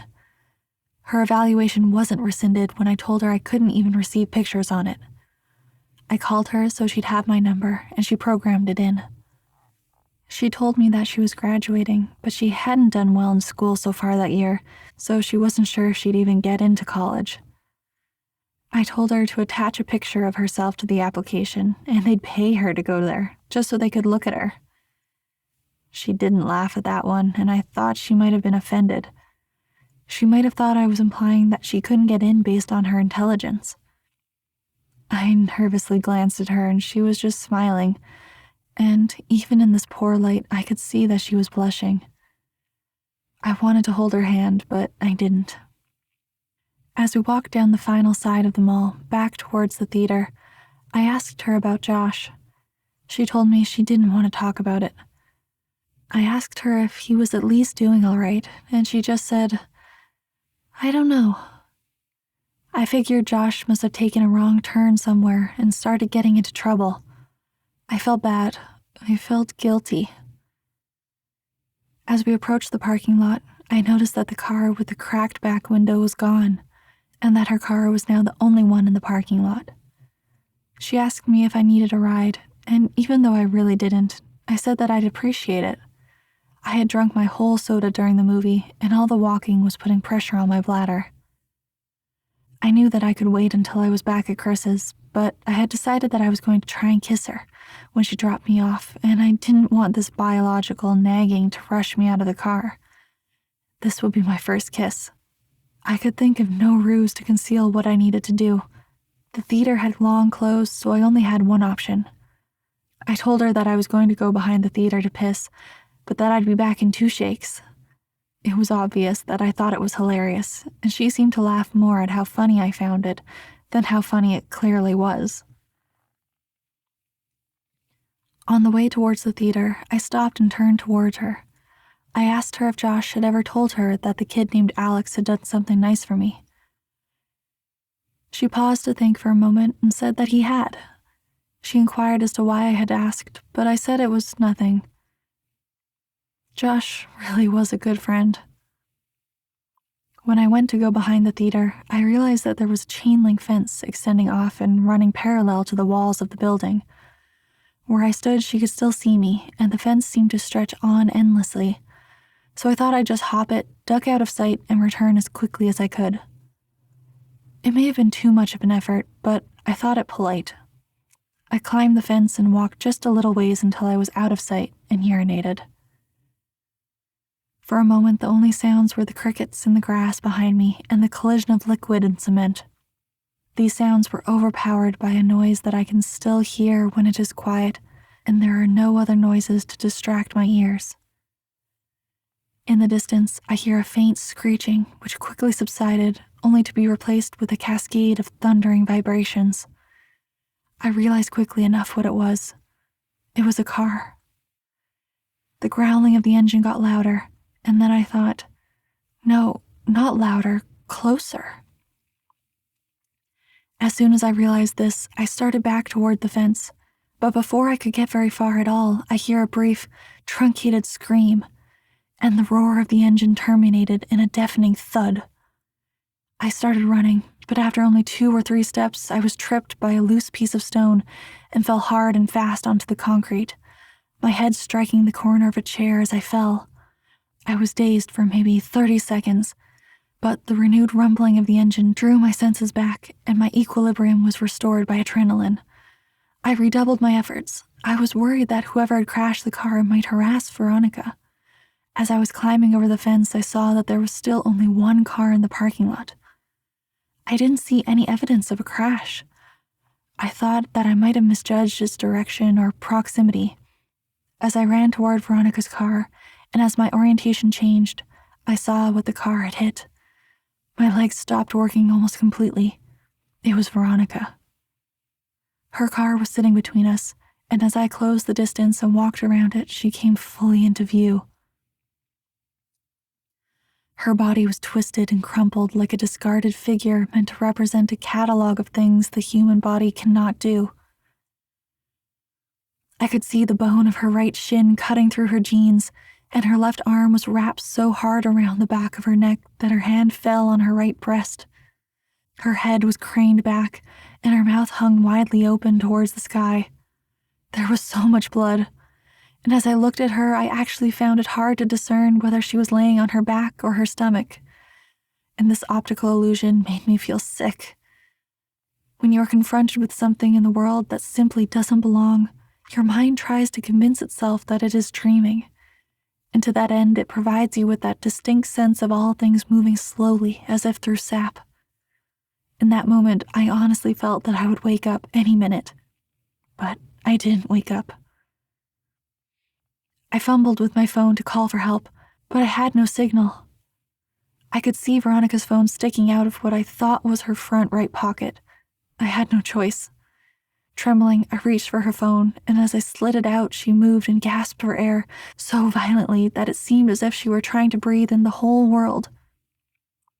This startled me so much that I staggered back and fell onto the asphalt with her phone in my hand. She was trying to adjust her body to get it into its natural position, but with every spasm and jerk, I could hear the cracking and grinding of her bones. Without thinking, I scrambled over to her and put my face over hers and just said, "Veronica, don't move. Don't move, okay? Just stay still. Don't move, Veronica. Please, just don't move." I kept saying it, but the words started to fall apart as tears came streaming down my face. I opened her phone. It still worked. It was still on the screen where she had saved my number, and when I saw that, I felt my heart break a little. I called 911 and waited with her, telling her that she would be okay, and feeling guilty for lying to her every time I said it. When the sounds of sirens tore through the air, she seemed to become more alert. She had remained conscious since I found her, but now more of the light was coming back into her eyes. Her brain was still protecting her from the pain, though it looked as if it was finally allowing her to become aware that something was terribly wrong with her. Her eyes rolled over to mine and her lips moved. She was struggling, but I heard her. He... picture... my picture... He took it. I didn't understand what she meant, so I said the only thing I could. I'm so sorry, Veronica. I rode with her in the ambulance, where she finally lost consciousness. I waited in the room that they had reserved for her. I still had her phone, so I put it with her purse, and I called my mom from the hospital phone. It was about 4 a.m. I told her that I was fine, but that Veronica was not. She cursed at me and said she'd be right there, but I told her I wasn't leaving until Veronica was out of surgery. She said she'd come anyway. My mom and I didn't speak that much. I told her I was sorry for lying, and she said that we'd talk about that later. I think that had we talked more in that room, if I had just told her about boxes or the night with the raft, if she had just told me more of what she knew, I think that things would have changed. But we sat there in silence. She told me that she loved me and that I could call her whenever I wanted her to come get me. As my mom was leaving, Veronica's parents rushed in. Her dad and my mom exchanged a few words that appeared to be quite serious, while Veronica's mother talked to the person at the desk. Her mother was a nurse, but didn't work at this hospital. I'm sure that she had tried to get Veronica transferred, but her condition was prohibitive. While we waited, the police came in and talked to each of us. I told them what happened. They made some notes, and then they left. She came out of surgery and 90% of her body was covered in a thick, white cast. Her right arm was free, but the rest of her was bound like a cocoon. She was still under, but I remembered how I felt when I had my cast before kindergarten. I asked a nurse for a marker, but I couldn't think of anything to write. I slept in a chair in the corner and went home the next day. I came back every afternoon for several days. At some point, they had moved another patient into her room and set up a screen around Veronica's bed to act as a partition. She didn't seem to be feeling better, but she had more moments of lucidity. But even during these periods, we wouldn't really talk. Her jaw had been broken by the car, so the doctors had wired it shut. I sat with her for a while, but there was nothing much I could say. I got up and walked over to her. I kissed her on the forehead, and she whispered through her clenched teeth, "Josh." This surprised me a little, but I looked at her and said, "Has he not come to see you?" "No." I found myself really irritated. Even if Josh had been getting into trouble, he should still come to see his sister, I thought. I was about to express this when she said, "No, Josh, he ran away. I should have told you." I felt my blood turn to ice. When did this happen? When he was 13. Did he leave a note or something? On his pillow. She started crying and I followed. But I think now we were crying for different reasons, even if I didn't realize it. At this point, there were a lot of things I still didn't remember about my childhood, and there were a lot of connections I hadn't yet made. I told her I had to go, but that she could text me anytime. I got a text from her the next day, telling me not to come back. I asked why, and she said she didn't want me to see her like that again. I agreed, begrudgingly. We texted each other every day, though I kept this from my mom because I knew that she didn't like me talking to Veronica. Usually her texts were fairly short, and mostly only in response to a more lengthy text that I would send her. I tried calling her only once. I was sure she was screening her phone calls, but hoped I could hear her voice. She picked up but didn't say anything. I could hear how labored her breathing was. About a week after she told me not to come see her anymore, She sent me a text that simply read, "I love you." I was filled with so many different emotions, but I responded by expressing the most prevalent one. I replied, "I love you too." She said that she wanted to be with me and that she couldn't wait until she could see me again. She told me that she had been released and was convalescing at her house. These exchanges carried on for several weeks, but every time I asked to come see her, she would say, "Soon." I kept insisting, and the following week she said that she thought she might be able to make it to the next midnight movie. I couldn't believe it, but she insisted that she would try. I got a text from her the afternoon of the movie saying, "See you tonight." I got Ryan to drive me since Chris's parents had found out what had happened and said I wasn't welcome at their house anymore. I explained to Ryan that she might be in bad shape, but that I really cared about her, so to give us some space. He accepted that, and we were headed down there. Veronica didn't show. I had saved a seat for her right next to me, near the exit, so she could get in and out easily. But 10 minutes into the movie, a man slid into the chair. I whispered, "Excuse me, but the seat is taken." But he didn't respond at all. He just stared ahead at the screen. I remember wanting to move because there was something wrong with the way he was breathing. I forfeited because I realized that she wasn't coming. I texted her the next day asking if she was all right, and I inquired as to why she didn't show the previous night. She responded with what would turn out to be the last message I'd received from her. She simply said, "See you again, soon." She was delirious, and I was worried about her. I sent her several replies, reminding her about the movie and saying it was no big deal, but she just stopped replying. I grew increasingly upset over the next several days. I couldn't reach her at her home because I didn't know that number, and I wasn't even sure where they lived. My mood became increasingly depressed, and my mother, who had been really nice as of late, asked me if I was okay. I told her that I hadn't heard from Veronica in days, and I felt all the warmth leave her disposition.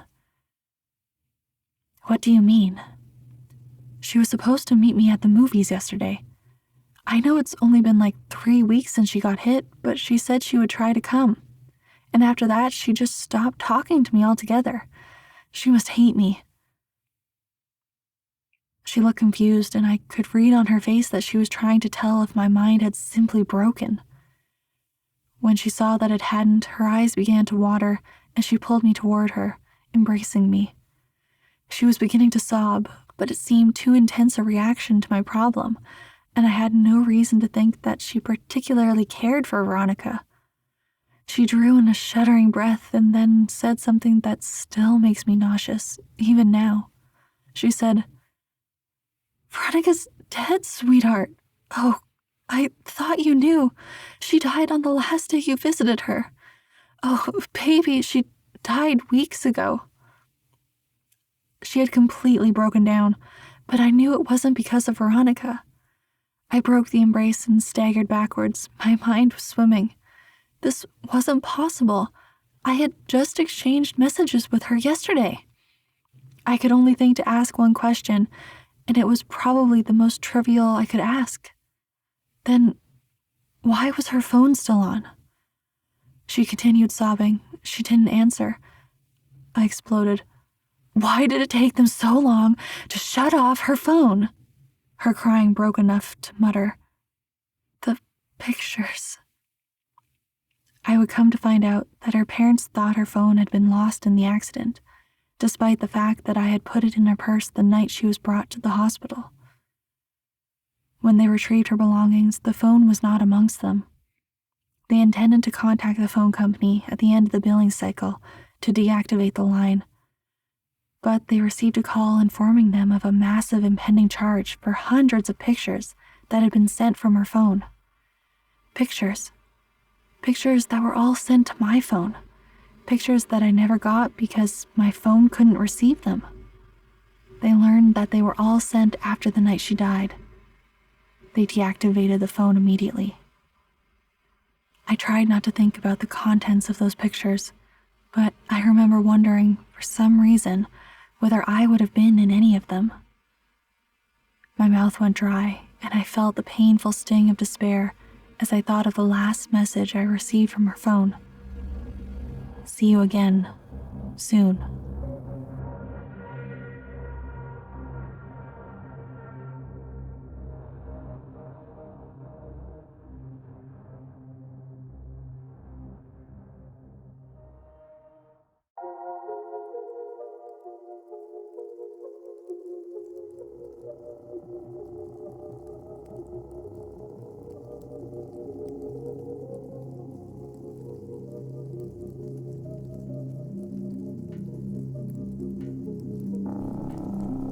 On the first day of kindergarten, my mother had elected to drive me to school. We were both nervous, and she wanted to be there with me all the way up to the moment I walked into class. It took me a bit longer to get ready in the morning due to my still mending arm. The cast came up a couple inches past my elbow, which meant that I had to cover the entire arm with a specially designed latex bag when I showered. The bag was built to pull tight around the opening in order to seal out any water that might otherwise destroy the cast. I had gotten really adept at cinching the bag myself. That morning, however, perhaps due to my excitement or nervousness, I hadn't pulled the strap tight enough, and halfway through the shower I could feel water pooling inside the bag around my fingers. I jumped out and tore the latex shield away, but could feel that the previously rigid plaster had become soft after absorbing the water. Because there's no way to effectively clean the area between your body and a cast, the dead skin that would normally have fallen away merely sits there. When stirred by moisture like sweat, it emits an odor, and apparently this odor is proportionate to the amount of moisture introduced. Because soon after I began attempting to dry it, I was struck by the powerful stench of rot. As I continued to frantically rub it with the towel, it began to disintegrate. I was growing increasingly distressed. I had put as much effort as a child could into his very first day of school. I had sat with my mom picking out my clothes the night before. I had spent a great deal of time picking out my backpack, and I had become exceedingly excited to show everyone my lunchbox that had the Ninja Turtles on it.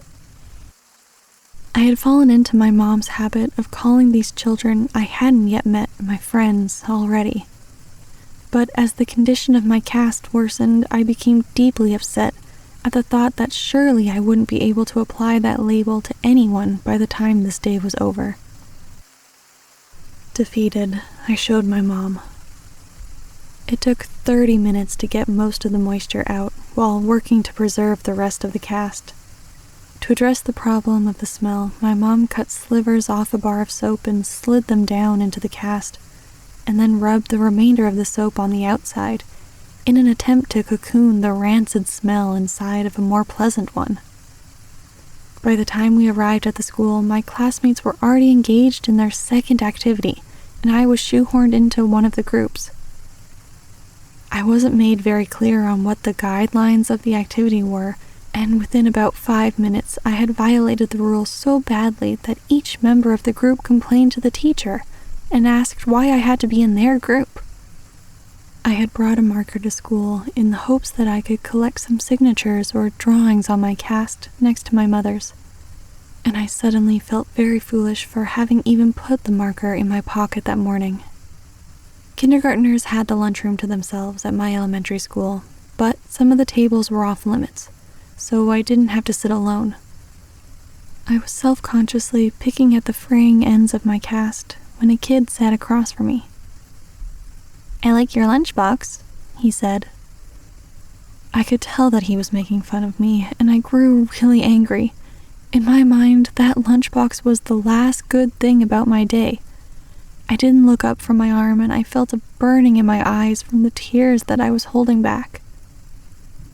I looked up to tell the kid to leave me alone, but before I could get the words out, I saw something that made me pause. He had the exact same lunchbox. I laughed. "I like your lunchbox too." "I think Michelangelo's the coolest," he said while miming nunchuck moves. I was in the middle of rebutting by saying that Raphael was my favorite, when he knocked his open carton of milk off the table and onto his lap. I tried very hard to stifle my laughter since I didn't know him at all, but the struggling look on my face must have struck him as funny because he started laughing first. Suddenly, I didn't feel so bad about my cast and the thought that this person would hardly notice now anyway. Just then, I thought to try my luck. "Hey, do you want to sign my cast?" As I pulled out the marker, he asked me how I broke it. I told him that I fell out of the tallest tree in my neighborhood. He seemed impressed. I watched him laboriously draw his name, and when he was done, I asked him what it said. He told me it said Josh. Josh and I had lunch together every day, and whenever we could, we partnered up for projects. I helped him with his handwriting, and he took the blame when I wrote fart on the wall in permanent marker. I would come to know other kids, but I think I knew even then that Josh was my only real friend. Moving a friendship outside of school when you are 5 years old is actually more difficult than most remember. The day we launched our balloons, we had such a good time that I asked Josh if he wanted to come to my house the next day to play. He said that he did and that he'd bring some of his toys. I said that we could also go exploring and maybe swim in the lake. When I got home, I asked my mom, and she said it would be fine. My enthusiasm was boundless until I realized that I had no way of contacting Josh to tell him. I spent the whole weekend worrying that our friendship would be dissolved by Monday. When I saw him after the weekend, I was relieved to find that he had run into the same obstacle and thought it was funny. Later that week, we both remembered to write down our phone numbers at home and then exchange them at school. My mom spoke with Josh's dad, and it was decided that my mom would pick up Josh and myself from school that Friday. We alternated this basic structure nearly every weekend. The fact that we lived so close made things much easier on our parents, who seemed to work constantly. When my mom and I moved across the city at the end of first grade, I was sure that our friendship had seen its last day. As we drove away from the house I had lived in my whole life, I felt a sadness that I knew wasn't just about a house. I was saying goodbye to my friend forever. But Josh and I, to my surprise and delight, stayed close. Despite the fact that we spent the majority of our time apart and only saw one another on weekends, we remained remarkably similar as we grew. Our personalities coalesced, our senses of humor complemented each other's, and we would often find that we had started liking new things independently. We even sounded enough alike that when I stayed with Josh, he would sometimes call my mom pretending to be me. His success rate was impressive.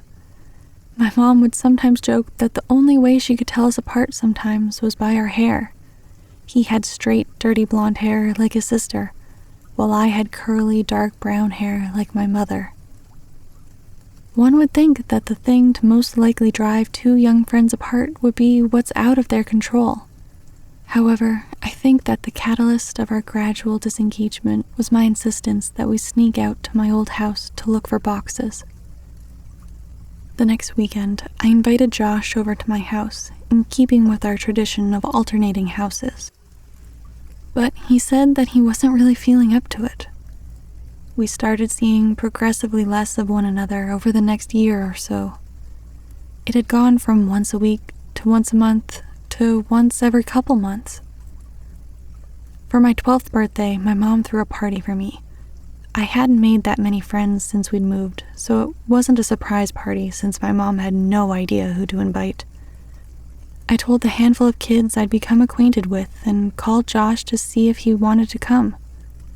Originally, he said that he didn't think he could make it, but the day before the party, he called me to say that he'd be there. I was really excited because I hadn't seen him in several months. The party went pretty well. My biggest concern was that Josh and the other kids wouldn't get along, but they seemed to like each other well enough. Josh was surprisingly quiet. He hadn't brought me a gift and apologized for that, but I told him that it wasn't a big deal. I was just glad that he was able to make it. I tried to start several conversations with him, but they seemed to keep reaching dead ends. I asked him what was wrong. I told him that I didn't get why things had become so awkward between us. They were never like that before. We used to hang out almost every weekend and talk on the phone every couple days. I asked him what happened to us. He looked up from staring at his shoes and just said, "You left." Just after he said that, my mom yelled in from the other room that it was time to open presents. I forced a smile and walked into the dining room as they sang happy birthday. There were a couple of wrapped boxes and a lot of cards, since most of my extended family lived out of state. Most of the gifts were silly and forgettable, but I remember that Brian gave me a Mighty Max toy shaped like a snake that I kept for years afterwards. My mom was insistent that I open all the cards that had been brought and thank each person who had given one, because several years before, on Christmas, I had torn through the wrapping paper and envelopes with such fervor that I had destroyed any possibility of discerning who had sent which gift, or what amount of money. We separated the ones that had been sent by mail and the ones that had been brought that day, so my friends wouldn't have to sit through me opening cards from people they had never met. Most of the cards from my friends had a couple dollars in them, and the ones from my family members contained larger bills. One envelope didn't have my name written on it, but it was in the pile, so I opened it.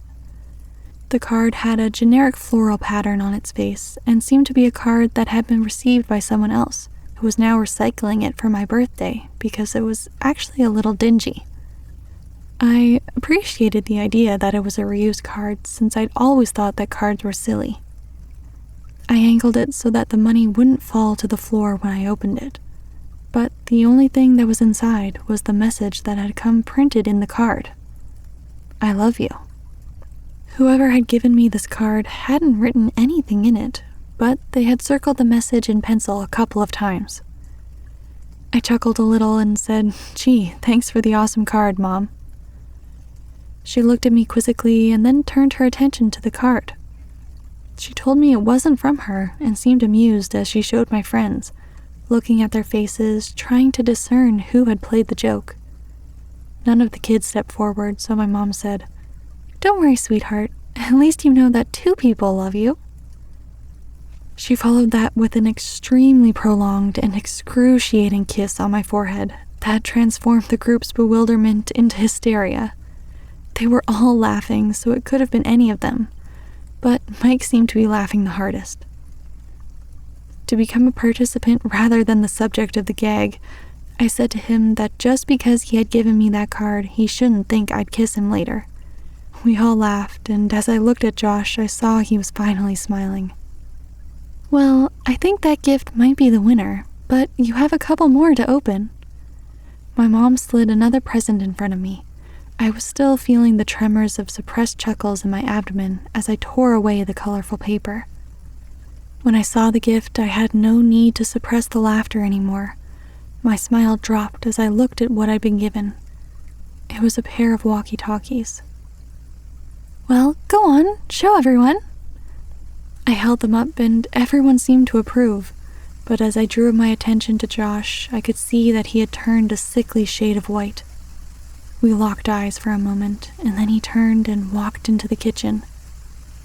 As I watched him dial a number on the corded phone attached to the wall, my mom whispered in my ear that she knew that Josh and I didn't talk as much, since one of the walkie-talkies had broken. So she thought I'd like it. I was filled with an intense appreciation for my mom's thoughtfulness, but this feeling was easily overpowered by the emotions resurrected by the returning memories I tried so hard to bury. When everyone was eating cake, I asked Josh who he had called. He told me he wasn't feeling well, so he called his dad to come get him. I understood that he wanted to leave, but I told him that I wished we could hang out more. I extended one of the walkie-talkies to him, but he put his hand up in refusal. Dejected, I said, "Well, thanks for coming, I guess. I hope I'll see you before my next birthday." "I'm sorry. I'll try to call you back more often. I really will," he said. The conversation stagnated as we waited by my door for his dad. I looked at his face. Josh seemed genuinely remorseful that he hadn't made more of an effort. His mood seemed suddenly bolstered by an idea that had struck him. He told me that he knew what he'd get me for my birthday. It would take a while, but he thought that I would really like it. I told him it wasn't a big deal, but he insisted. He seemed in better spirits and apologized for being such a drag at my party. He said that he was tired, that he hadn't been sleeping well. I asked him why that was as he opened the door in response to his dad's honking in the driveway. He turned back towards me and waved goodbye as he answered my question. I think I've been sleepwalking. That was the last time I saw my friend, and a couple months later, he was gone. Over the past several weeks, the relationship between my mother and I has grown increasingly strained due to my attempts to learn the details of my childhood. It's often the case that one cannot know the breaking point of a thing until that thing fractures. And after the last conversation with my mother, I imagine that we will spend the rest of our lives attempting to repair what has taken a lifetime to build. She had put so much energy into keeping me safe, both physically and psychologically, but I think that the walls meant to insulate me from harm were also protecting her emotional stability. As the truth came pouring out the last time we spoke, I could hear a trembling in her voice that I think was a reverberation of the collapse of her world. I don't imagine my mother and I will talk very much anymore. And while there are still some things I don't understand, I think I know enough. After Josh disappeared, his parents had done all that they could to find him. From the very first day, the police had suggested that they contact all of Josh's friends' parents to see if he was with them. They did this, of course, but no one had seen him or had any idea of where he might be.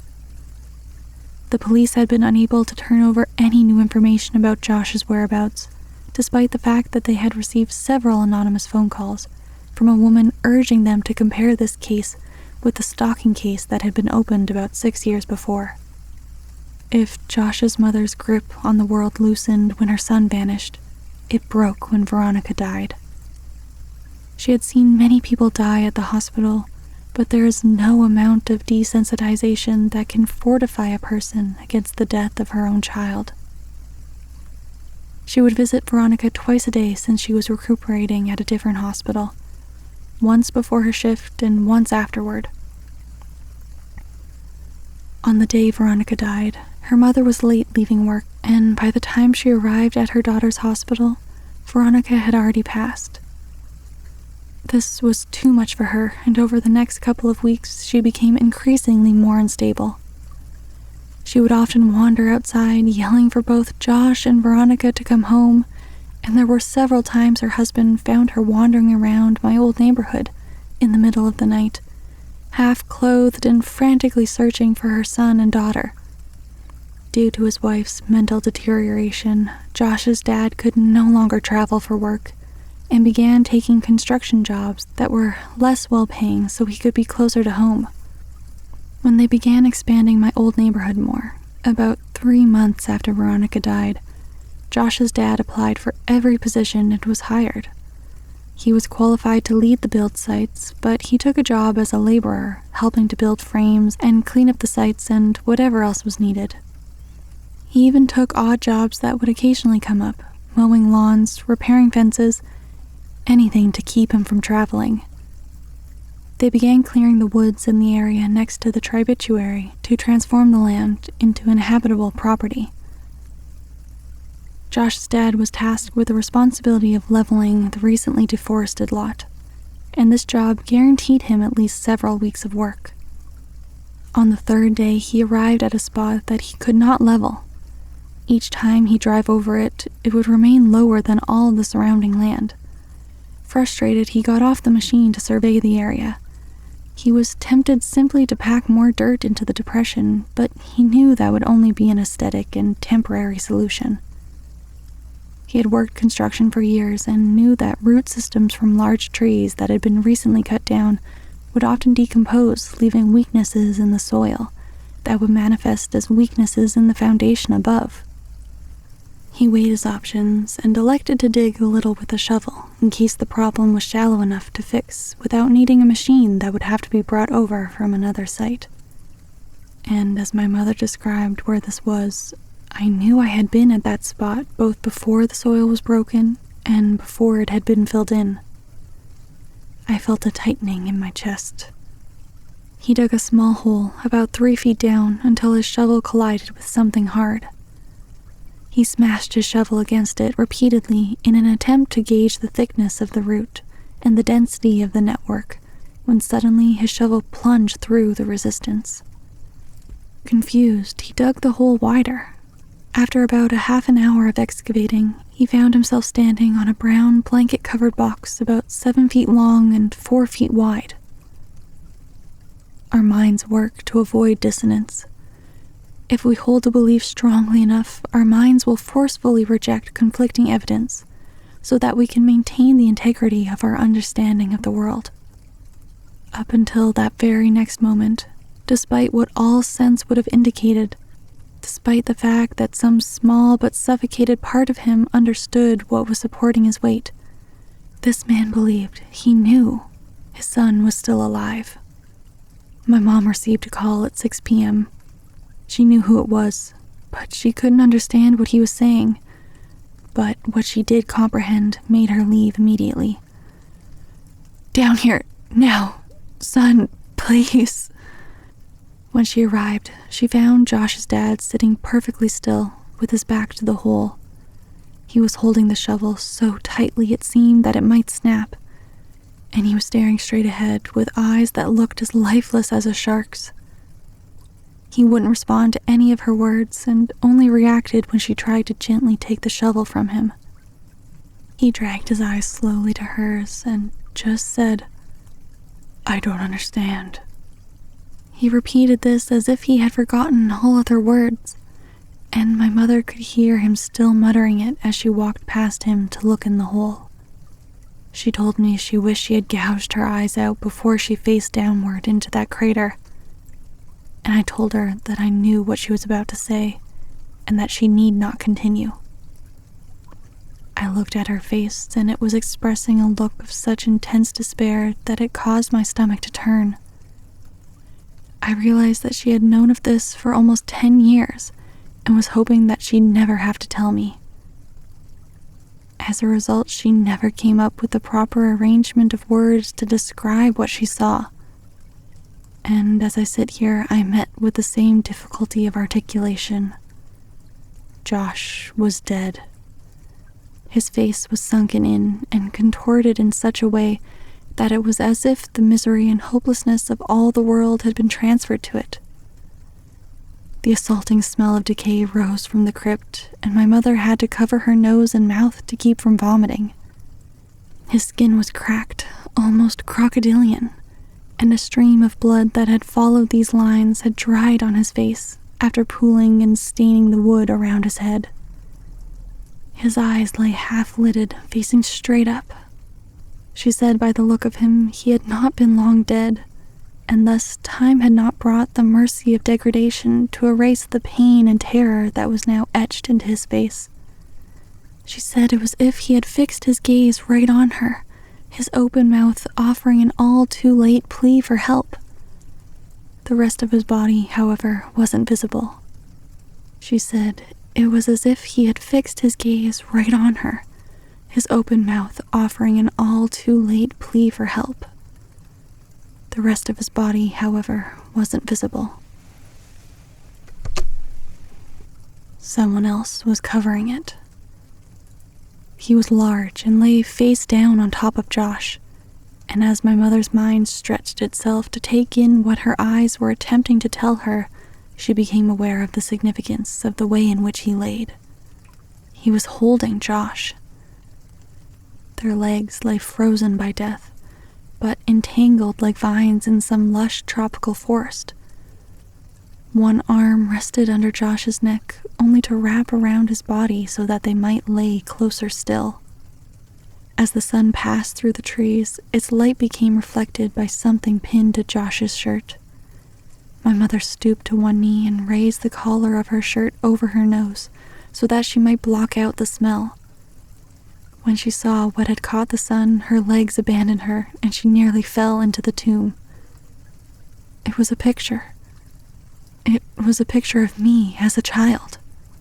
She staggered backwards, gasping and trembling, and collided with Josh's father, who still sat facing away from the hole. She understood why he had called her, but she could not bring herself to tell him what she had kept from everyone for all these years. Josh's family never knew about the night I had woken up in the woods. She knew now that she should have told them, but to tell him now would help nothing. As she sat there, resting her back against Josh's dad's, he spoke. "I can't tell my wife. I can't tell her that our little boy..." His speech staggered in fits as he pressed his wet face into his dirt-caked hands. She couldn't bear it. After a moment, he stood up, still shuddering, and lumbered towards the grave. With a final sob, he stepped down into the coffin. Josh's dad was a big man, but not as big as the man in the box. He grabbed the back of the man's collar and pulled hard. It was as if he intended to throw the man out of the grave in a singular motion. But the collar ripped and the body fell back down on top of his son. He yelled in frustration as he was shaking with fury. He grabbed the man by the shoulders and heaved him back until he was off of Josh and sat awkwardly but upright against the wall of the grave. He looked at the man and staggered back a step. "Oh, no, no, please, please, no." In a struggling but powerful movement, he lifted and pushed the corpse completely out of the ground, and they both heard the sound of glass rolling against the wood. It was a bottle. He handed it to my mother. It was ether. "Oh, Josh," he sobbed. "My boy, my baby boy. Why is there so much blood? What did he do to you?" As my mother looked at the man who was now laying face upwards, she realized she was facing the person who had haunted our lives for over a decade. She had imagined him so many times, always evil and always terrifying, and the cries of Josh's father seemed to confirm her worst fears. But as she stared at his face, she thought that this didn't look like who she imagined. This was just a man. As she looked at his frozen expression, it actually looked serene. The corners of his lips were turned up only slightly. She saw that he was smiling. Not the expected smile of a maniac from a film or horror story. Not the smile of a demon or the smile of a fiend. This was the smile of contentment or satisfaction. It was a smile of bliss. It was a smile of love. As she looked down from his face, she saw a tremendous wound on his neck from where the skin had been ripped out.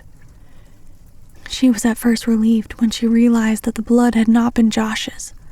Perhaps he had suffered less.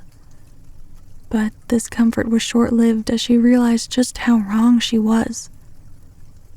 She brought a hand up to her mouth and whispered, almost as if she was afraid to remind the world what had happened. They were alive. Josh must have bitten the man's neck in an attempt to get free, and although the man had died, Josh couldn't move him. I began crying when I thought of how long he might have laid there. She looked through the man's pockets for some kind of identification, but she only found a piece of paper. On it was a drawing of a man holding hands with a small boy, and next to the boy were initials. My initials. I'd like to think that she was remembering that part of the story inaccurately, but I'll never know for sure. As Josh's father carried his son out of the grave, my mom slid the piece of paper into her pocket. He kept muttering that his son's hair had been dyed. She saw that it had. It was now dark brown. And she noticed that he was dressed oddly. His clothes were all far too small. After Josh's dad delicately laid his boy on the soft dirt, he began gently pressing his hands against his son's pants to feel his pockets. He heard a crinkle. Carefully, he retrieved a folded piece of paper from Josh's pocket. He looked at it but was vexed. Absently, he handed it to my mother, but she didn't recognize it either. I asked her what it was. She told me it was a map, and I felt my heart shatter. He was finishing the map.